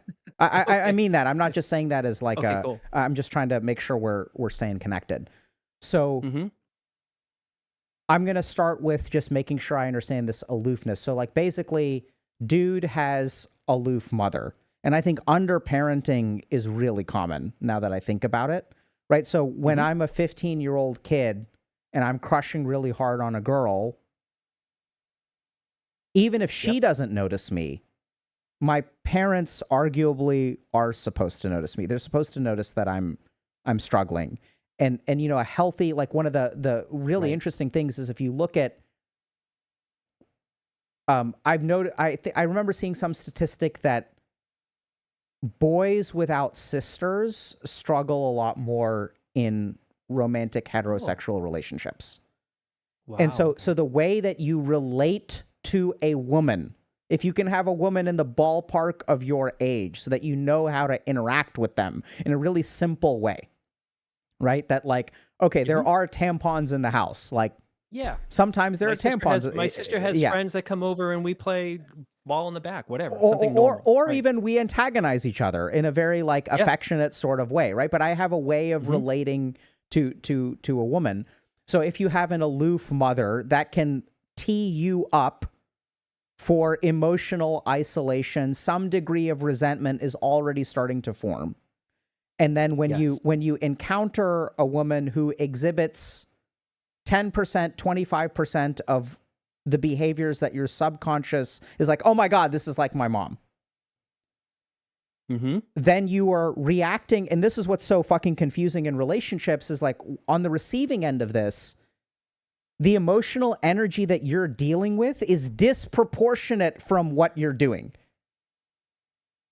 Right? So if you're the person who's like, going back to your Christmas example, you're like, bruh, $300 is plenty for a 12-year-old. Like, we don't need to spend $1,000. Like, what is going on here? And it's so disorienting because the emotional energy that is coming from your partner, you can't figure out how that layers on to your behavior.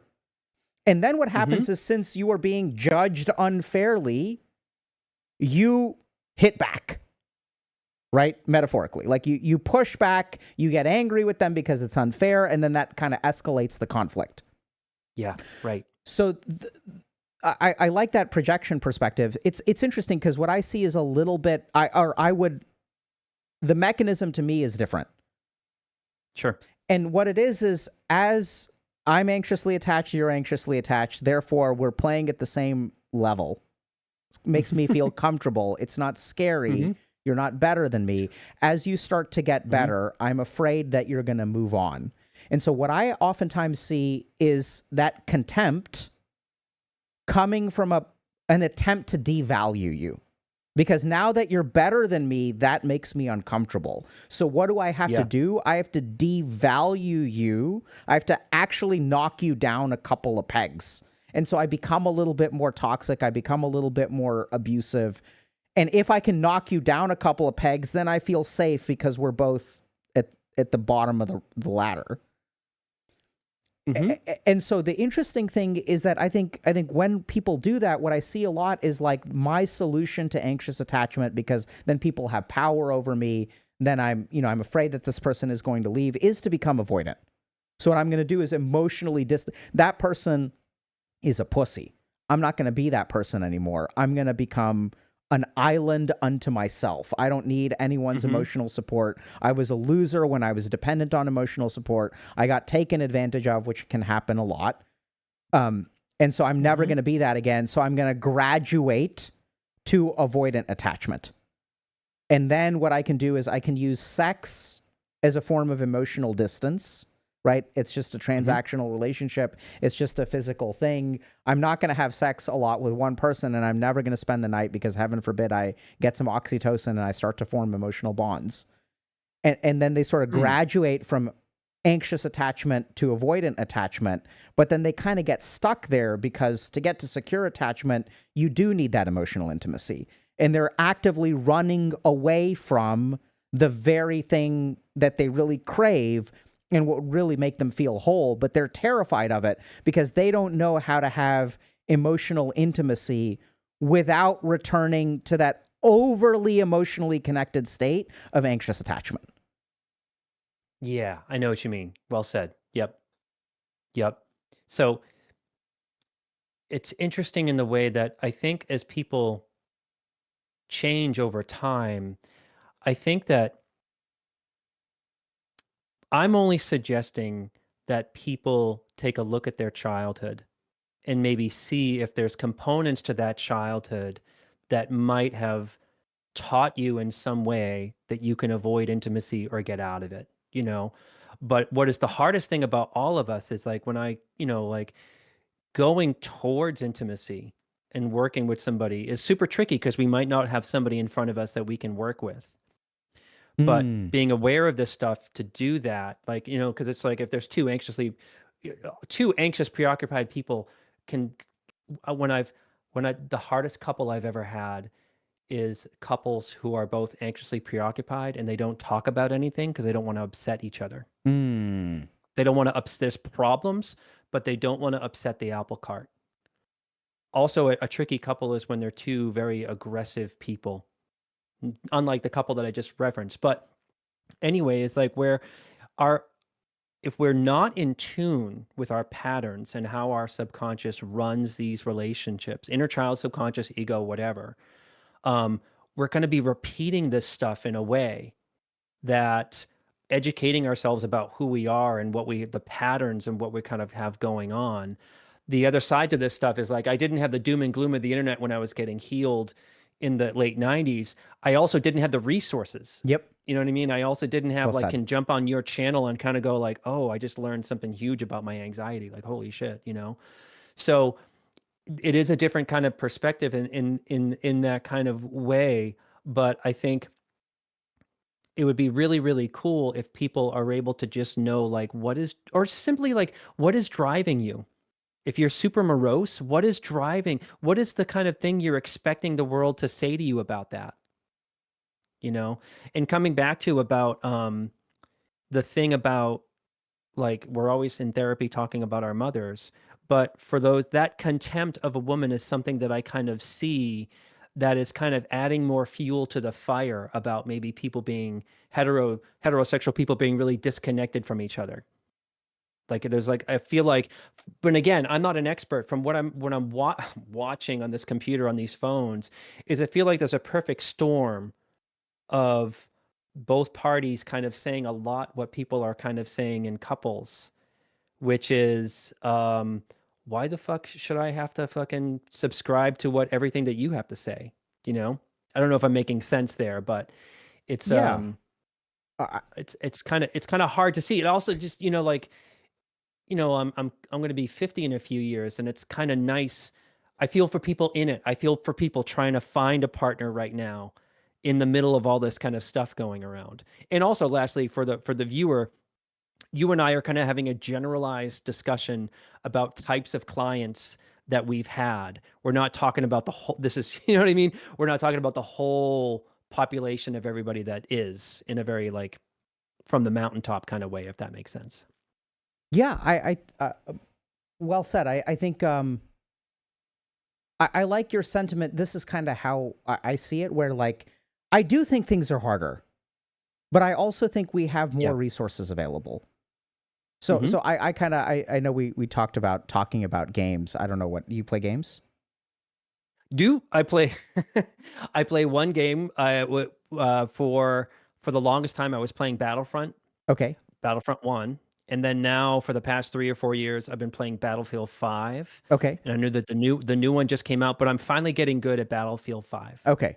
Taken me 3 years, but I'm So not really I'm good at not it. familiar with Battlefront or Battlefield at least Mhm. in depth, but I imagine I think in Battlefield there's like lots of like weapons and tools and things like that, right?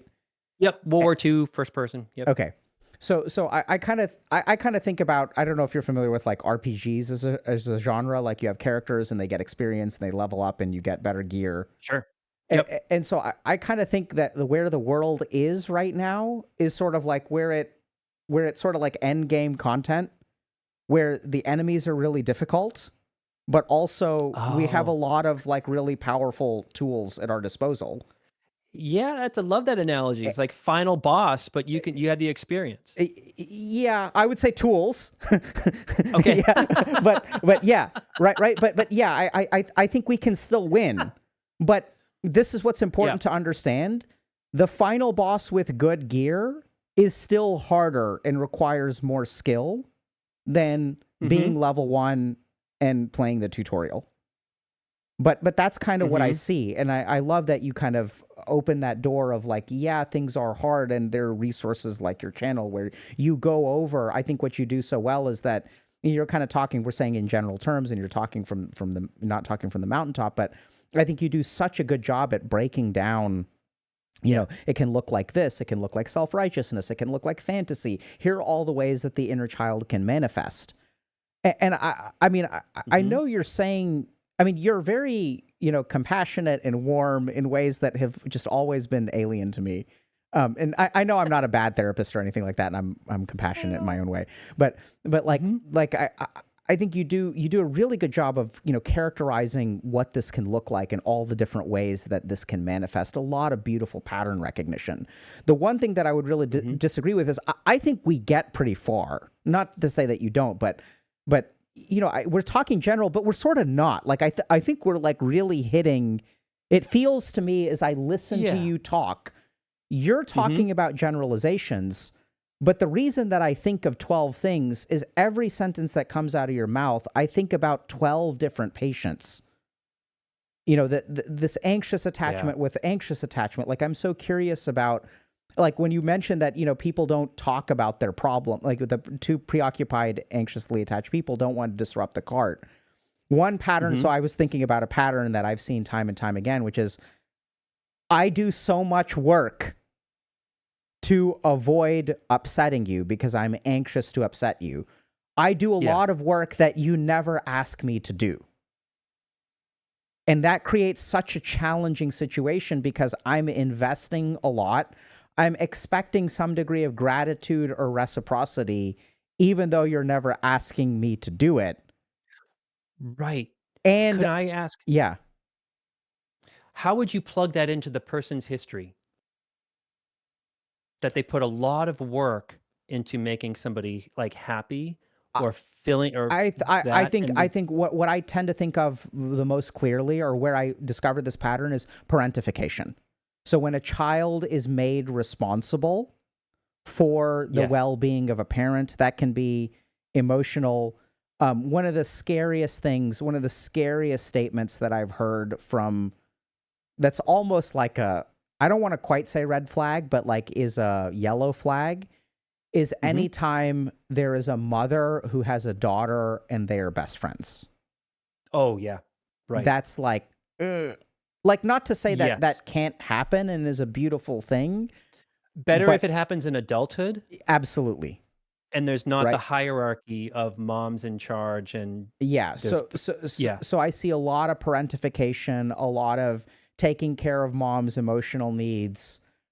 In the most drastic case, being mom's OnlyFans producer. Um, Nice. Right. and doing Bananas filming and kinda stuff, editing yeah. and I mean like that's like the Yeah. most extreme version. Um, Yep. but I see a lot of this, like this pattern that you touched on of like, okay, I'm gonna do all this stuff to avoid upsetting the cart. And what I'm trying to solve the fears in my head. I'm putting a lot of effort to fix the fears in my head. Yes, I love this example so much because it kind of ties in projection, inner child stuff, and that kind of thing. Let's just say someone is anxious, preoccupied, and they are very much, because this was me, anxious, preoccupied is I would treat people like they are a time bomb. Mm. So it can definitely be parentification kind of wrapped up in this stuff. But like for anyone listening, when you're on the receiving end of someone treating you like a time bomb, like if I got on this call and if I was just kind of like, are my headphones okay? Is the mic okay? Is the background okay for you? Just tell me what to say. I just, if I'm going on for too long, I'll just shut up. How do you feel? Immensely pressured. Right. Immensely pressured. And how do you feel about, keep going with that pressure about what? So I feel disoriented. I feel disconnected. I feel pressured, right? So even though what you're doing on the surface is kind and deferential, right? It doesn't feel. Why are you trying so hard to make sure I'm feeling okay? That's what if I feeling. took it further and if I was just like, I hope that my headphones are annoying. I hope you're not going to be frustrated with the tone of my voice because my tone of my voice is. What if I'm saying specific stuff like that? Yeah. So then I don't know if I would feel this way right away, but now we're getting into manipulation territory, which I know is weird. Yes. Good word. So here's the way that I've seen this. Mm-hmm. So it's like, oh my God, it's so frustrating to be on the other end of this. I think maybe frustration or annoyance is probably the most surface feeling, but like you're doing this thing where you're removing my right to be frustrated with you, right? Because you're like, oh, please don't, I hope I'm not frustrating. I hope not, I'm not frustrating. I hope I'm not frustrating.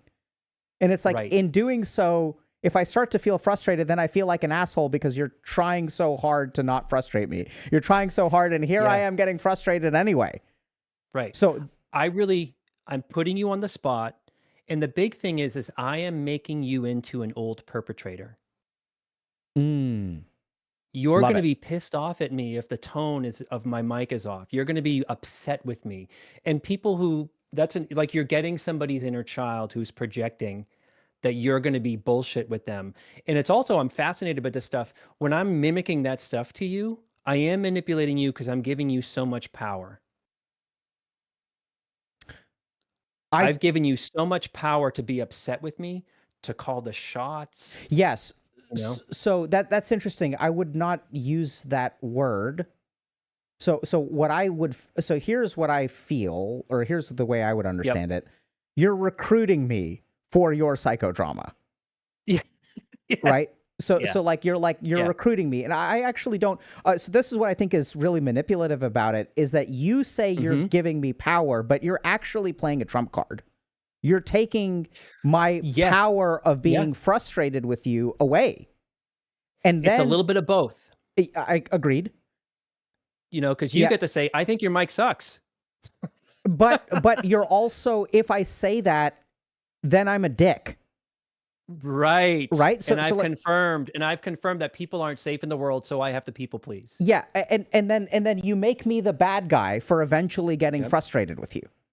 So I've seen this in a slightly different context when I work with people with a fear of abandonment. You're going to abandon me. You're going to leave me. You're going to leave me. No, I'm not. No, I'm not. No, I'm not. You're going to leave me. You're going to leave me. You're going to leave. How many years do we have to be in this relationship before you calm the fuck down and realize I'm not going to abandon you? I can't deal with this anymore. I knew it all along. I knew you said, I told you so. I told you were going to, I knew you were going to abandon me. Yeah. You said you weren't going to abandon me, and now you're abandoning me. I knew it was going to happen. Why weren't you honest about hating me? Exactly. Right. So I think I mean, that's what's so tangled. And that's why, I think it's so helpful to hear you articulate this, because you are giving me power and you're taking it away. Yep. It's just one version of that ninja. So one version of that ninja is I can make myself less than you, and I can elevate you, and I can give up my power and make you into a perpetual perpetrator.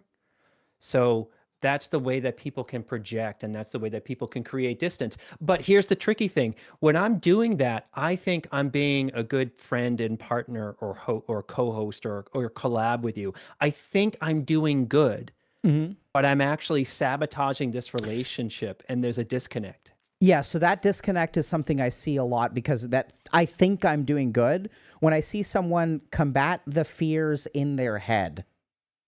Right? So I'm afraid Mhm. you're going to get upset with me. I'm going to try really hard. I'm doing all of this stuff for you. Then there's still a big investment without gratitude. And so what something interesting that Yeah. happens is then that creates resentment on the part of the person who's doing the caregiving. Right? So when I do all of these things to not upset you, I'm still doing a lot. I got your favorite food. I got your favorite dip. I did this for Right. you. I did this for you. I did this for you because I'm afraid that Yeah. you're going to blow up at me. Yeah. But at the end of the Right. day, you know, even if you don't blow up at me, like I don't feel reassured, right? Because we're not solving the wound where it is. We're trying to fix the problem in the present, and solving the present never fixes the past. Right. And it Right. creates And this weird sense of being Yeah. owed. I might even walk away from this conversation telling my friends that you're difficult to please Absolutely. because you didn't have this like, "Oh my God, you're so gracious. Oh my God, Yep. stop Yep. it. You're Yep. amazing." That's that corrective experience that they wanted from their parent. Hmm. That you now they've calmed the beast. Like Moody Dr. K was actually he was really appreciative that I got the right Shure microphone for him, like Yeah. Yeah. Yeah. I think that's where that kind of resentment comes in, and I feel like I can never make you happy, even though I try so hard. And I think the main thing that Yep. I'm sort of seeing float to the surface is just the how much if we live in our head in a relationship, the relationship is going to have problems. Well said. Yeah. And the more Absolutely. that there's back and forth, right? I'm reading what you are sending my way, not what my projection is sending my way, not what my past is sending my way, not what my condition is sending my way. I'm responding Mhm. to you in this moment. And the more Right. that you respond to me in this moment, instead of dancing around each other, compensating for each other, I think the better off we're going to be. Absolutely. Yep. So it's just kind of thinking about like where does that relational style, if you will, where does that come from for us? Do you know what I mean? Like we just kind of just getting curious about like what what would our subconscious what is the subconscious fantasy about how we think the relationship is going to go? Hmm. Like that fantasy would be that I would people please and I would give you a lot of deference, a lot of just, you know what I mean? Like I'm here for you, anything that you need, whatever food you want. Like what is the fantasy of your reaction that you're just going to really value me as a human being, that you're just going to say, "Oh my God, you're so caring," and thought, like, but then the other tragic thing is like, even if you did give me the fantasy of what I was doing all that manipulation around, it wouldn't be enough. It would still go on. The That's the person would still tragedy. be doing that Yeah. in a relationship. And definitely, I've had clients that have been in like a 2-decade codependent relationship with someone who's moody and aggressive and just trying to calm the beast for many years. And because they had a good meal one day, that puts a lot of gas in the tank until Mm. next time. Yeah. So I think, man, there was something I wanted to say. I blanked. Because I was sort of also parallel processing that we're almost at time. Mhm. Give me just a second. Sure. You're talking about. I lost it. So there were a couple. Oh yeah. So you were talking about the fantasy. One of the things. So I haven't done a lot of formal training in couples counseling. I'm not like a good couples counselor. Mhm. But one of the things that I found, the language that I've evolved to use is like, what are the rules of the relationship? So like when I have people who have relationship problems, I'll ask them like, what are the rules? And I think it relates to this Yeah. idea of like fantasy of like, okay, when you do this, what does it mean? Right? Right. What are the rules of the system? What does a $300 Christmas gift mean? Like what Yep. is the meaning behind stuff and what are the rules of the relationship? And I find that a lot of the tension can get resolved once we understand that I was conditioned with this set of rules. You were conditioned with this set of rules. I'm playing soccer and you're playing football. You know, and as long or I'm playing football and you're playing rugby, and like we're going to continuously get upset with each other if we're not playing from the same rule set or we don't understand the other person's rule set. Sure. Because you think that's totally okay, and where you're coming from, it sort of is totally okay. That's not where I'm coming from. And so just the simple question of like, what are the rules in the relationship? Are rules similar to patterns? I think so. I want to go on a vacation and I plan and I send you emails, you never open them, and then you blow up at me when I challenge you that you never are acting as a co-vacation person with me. I think I would say that it's all one house. I'm approaching it from the west, you're approaching it from the east, so it looks a little bit different. And I think that's the technique that I use to get to where you are. Great. Right? So when we talk about the rules, the rule of the relationship is when I send you an email, you're supposed to read the email. and so those kinds of things are like, and then like, I know it sounds really fundamental, but for somebody else. No, I just laughing because that's so many couples. That's so many couples. It's me. Did you see my text? You know? Right. So for me, email is a place, it is a searchable database, not something to be checked. And for my wife, email is something to be checked. Okay. So it's like she, you know, we'll sometimes have not conflict, but like she'll be on her phone a lot more and I'll be on my phone a lot less. And that's great for digital health on my end. And it's also terrible for my responsiveness to emails. Yeah. I love it so much because it's almost like you're talking about the rules of intimacy, the rules in a couple. Underneath it are just basics to relationships. Oh, yeah. And I'll give you an example. A really messy place for me is my son is 14 years old. He started playing Minecraft around 7 or 8. He can't open his own account. So it has to be under my account. And then it becomes a rabbit hole of what is the login? What is this? So there was a period of every time he wanted to log into Minecraft or buy a purchase or something like that, it had to be this frustrating thing. But what I'm getting at is that I had to change my own rules from how I grew up to not bring my reactivity or anger or self-consumed kind of freak out over a normal thing. It's normal for couples to plan a vacation. It's normal when you have kids that you have to manage the login and stuff about their devices. It's normal about how does a couple communicate difficult things, whether it's texting or a calendar or those things. But those are almost like the playing field where the dysfunction pops up if you come from a background like I came from or something like that. You know, so I love that you were kind of saying that because I'm laughing because it's just like we can all see the shit show unfolding about a couple having rules about whether it's text or email or something like that. But that's the work of intimacy. So I think, you know, rules, I wonder if there's a little bit of I think it's a vague term because sometimes people, I can imagine people will be like, okay, the rules are you could do this and you do this and you do this. But what I mean is sort of like, and I like your word pattern, right? So the internal rules. So Assumptions. Yeah. And I think that one place that I see this a lot is in finances. So people will have very different internal rules about how finances and a relationship works.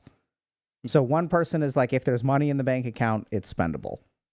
And one person is like, you know, money in a bank, money is designed to not be spent. Like this fundamental rule, is money supposed to be spent?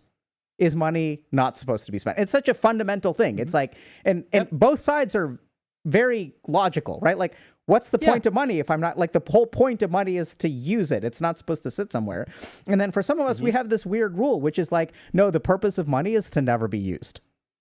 That's really what it's for. Like security money means security, and spending money means losing security. And these kind of fundamental things that I see, so it gets nasty when people's financial situations change within a relationship, right? So I'm earning most of the money, therefore I am doing the budgeting and I'm in control and I make the decisions. Yeah. And then a few years later, you're earning more than me, but we're not going to follow that rule set from before. We're changing the rules now. Love it. That's where my brain goes to. That's where the old blueprints come up. Yep. Agreed. Power Yeah. struggles, how our moms and dads ran that kind of stuff, or ran Yep. their resentments, or was dysfunctional around it. It's kind of a mess. But if we're not in tune with it, it can be so much more helpful in my mind if we can be in tune and understand those things. Yeah. Because like I'm the spender, and that is also has a history to it. Absolutely. So, Patrick, I know we're at time for today. I got to mention 2 or 3 things, if you will indulge Sure. me. The first is you mentioned, and I don't know that we have time to talk about it now, but I can't leave the call and feel complete and authentic. I'm so curious about, you mentioned you struggled with addiction and you had some kind of spiritual, there's been a spiritual element to your journey. Sure. I don't know if that's like a thing that you can cover in 2 or 3 minutes. You quoted Ram Dass earlier, so I'm really curious about that. I don't know if that's a separate conversation or it's something we touch on now. Maybe. I could touch on it. I just I've always been kind of spiritually minded, even when I was doing drugs. It just wasn't the right type of spirituality. But when I started doing therapy and I got sober, I started to really believe, like, sort of really kind of 12-step kind of ideas, like a belief in a higher power, and that was extremely helpful to me at the time. And some holistic practices, I meditate, and there's just, I think ever since I was a little boy, there's been a spiritual awareness, as limited as what I was kind of growing up in. Like, that was kind of always there.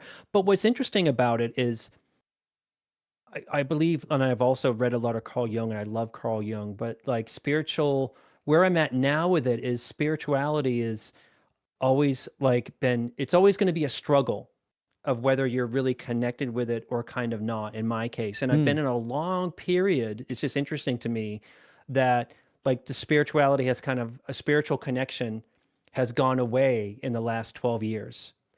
And I'm still kind of figuring out what is it about? It's just, is it me being in my 40s now and needing something different? Is it the state of the world? I think it has a lot to do with the state of the world, because that's when it abruptly shifted, and that felt sense in my spirit about being connected to something went away. So I'm kind of in this, but I'm also aware that it'll come back someday. So I'm in this kind of waiting period with it. I still meditate, but I'm endlessly fascinated by it. And it's extremely helpful without there being abuse or dogma attached to it. Because for a lot of people, it's not helpful. I agree that spirituality without abuse or dogma is great. It's pretty good. Yeah. It's interesting. You said, I was very spiritual even when I was in addiction. So here's the crazy thing. I think addiction is a good prognostic indicator for spiritual development. You're seeking something. Absolutely, right? Yeah. So I think that there's a certain amount of deep hunger when people get addicted. That is the same deep hunger that I think eventually spirituality gets, or helps people get to. Yeah. And it's no coincidence that when many people who get sober, they feel nourished by a spiritual sense in absence of the drugs.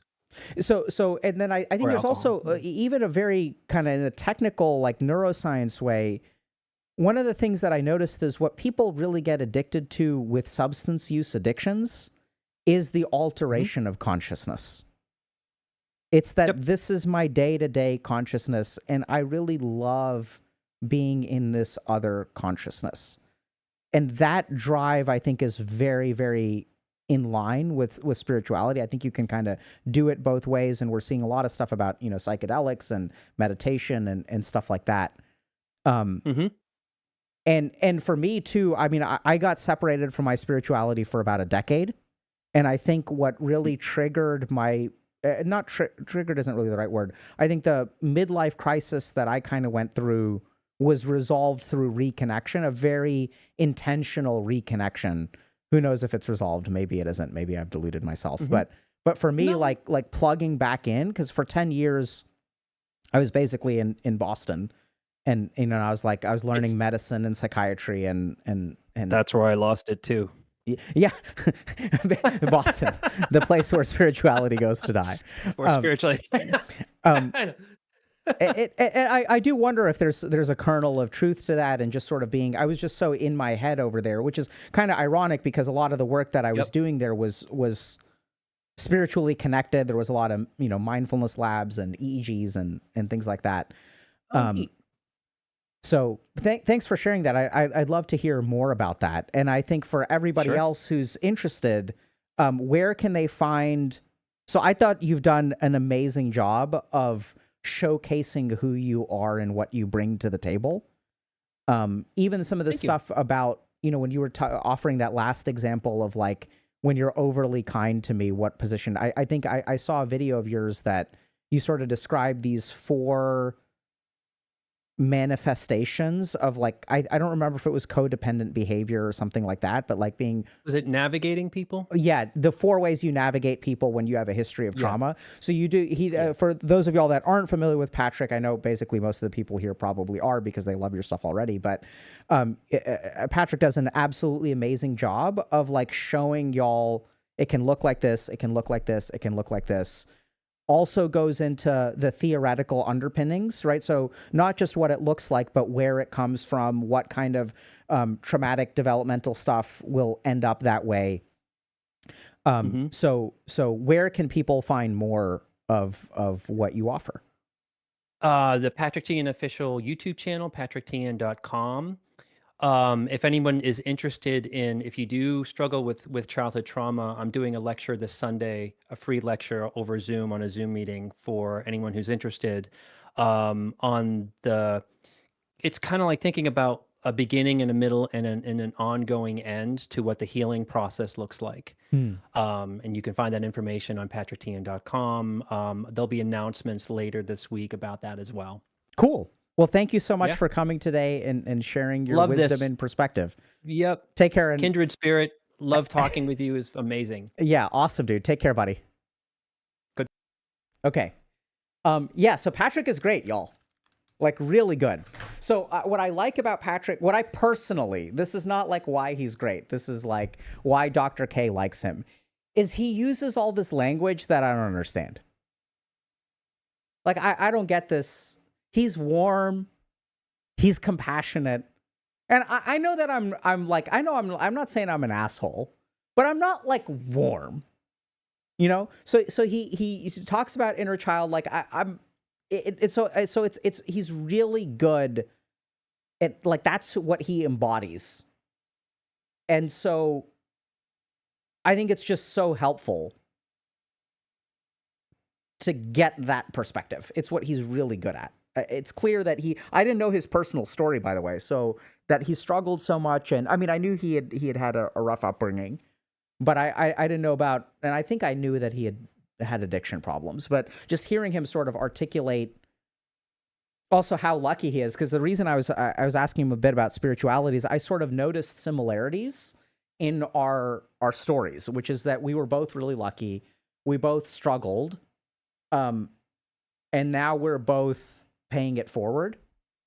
And so I almost wonder a little bit about the karmic nature of like, okay, the world is harder and like it's our job, right? It's our dharma, it's our responsibility to, and I'm guessing, he also has discovered a need to prioritize helping thousands instead of dozens or millions, hundreds of thousands. I don't know what the number is, but instead of, spending all of his time working in his office.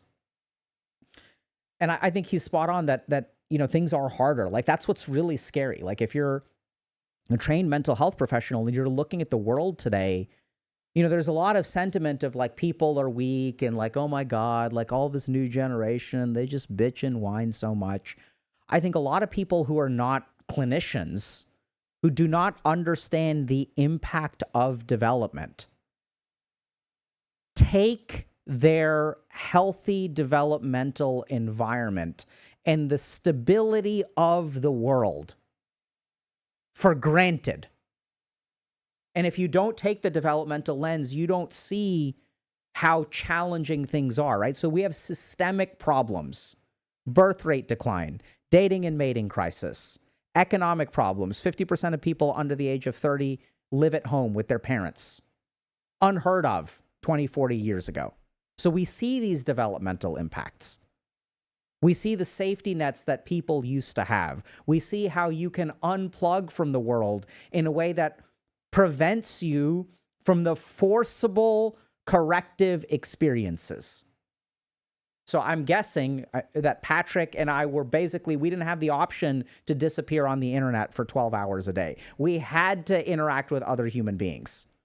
So that's when you sort of get like the biggest problem in the world today is that it used to be that if you fell behind, there were enough safeguards, and those weren't even intentional. It's not like people are trying to fix you. Life just forced you into places where you had to sink or swim. And then if you sank, it would force you again and force you again. Right? Simple things like going to college and living in a dorm, where now we have so many online universities. That's gone. We had to go to the office to work. So we had to learn how to socialize. It's trial by fire until you get it right. A lot of that stuff is gone. And there's other scary stuff that I think we haven't quite appreciated. We have this generation of iPad kids, but we also have a generation of iPhone parents. So it's really scary, but there's a really scary study that came out of Germany that drownings in pools are on the rise, and that's been linked to parental cell phone use. What people don't understand is it takes about 30 to 90 seconds for a child to drown. And so parent is sitting there watching their kid, and I don't mean watching, I mean like they're sitting by the side of their home pool and they scroll for 60 seconds and watch a 60-second TikTok. That's all it takes. So parenting is becoming harder because we have addictive substances in the home, addictive tools all around us. So things are getting harder. And I think what's scary is when you're a clinician, you see this. You see how genuinely hard things are. And the problem is that I think a lot of people in that are non-clinicians, leaders, politicians, bosses, they don't have this developmental perspective. They see the end result of it. They don't see the cause. And that becomes very challenging. So I think things are harder for y'all. And that's what we're here to try to help y'all with. So this is me holding out for hope that even though the raid boss is here, even though the boss is level 60 and they used to be level 40 or they used to be level 20, I want to believe that we're trying to get to even the odds a little bit.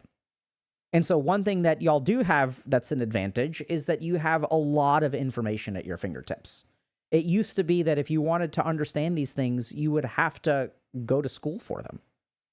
Like if you wanted to understand psychology, you needed to get a PhD. Not forget about an undergrad degree. Like if you wanted to understand the human mind in a clinical way, you had to get a PhD. The number of amateur medical professionals and mental health professionals that I've encountered is astronomical, and that's not a bad thing. It becomes a problem when you start to get Dunning-Kruger about it, and a little knowledge is not expertise. But I think it's very good. I've had several patients that are basically amateur physicians, and I'll call them that. And here's the crazy thing to remember. A highly motivated patient will explore a lot more literature on a particular diagnosis than usually a doctor will. Right? So I had a patient who had something called Hell's Itch. And it's fascinating because I've never even heard of this stuff. But they did so much research on it on the internet. It's an exceedingly rare reaction that can happen with sunburn. And there's some weird things that can happen. I've had patients who have looked up oil of oregano rubbed onto the feet is one of the things that apparently soothes opioid withdrawal. It's like one of the things that helps a lot. People on the internet say it helps, right? That's not something I'm ever going to find in a medical textbook. Does it help? Does it not help? We're not really sure. You got to be careful about that, especially with things like ChatGPT and AI, because there's a lot of bad information on the internet. So it's not that everything out there is good and you should listen to it. But on the flip side, I, as a medical doctor, if my patients are lucky, I will spend somewhere between 1 and 10 hours reading up on their condition, whereas they will spend 100. So you'll have more information at your fingertips, which is why you got to be careful about critical thinking. And this is what really scares me. You know, people are using AI to help improve their lives, which sounds good because it's really effective. So I was looking at a paper the other day that showed that AI improves academic outcomes and impairs critical thinking. So you can get an AI to write a paper for you, or you can get an AI to improve your paper, and you will get a better grade.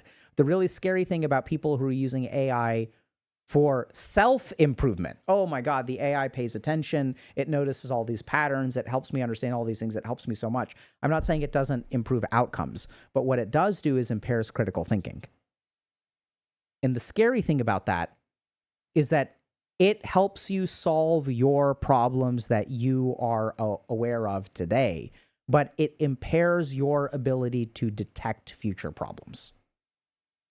It impairs your ability to solve your problems, for you to solve your problems. It can solve them for you, but every problem that you appear to solve using AI decays your ability to detect a problem and solve problems for yourself in the future.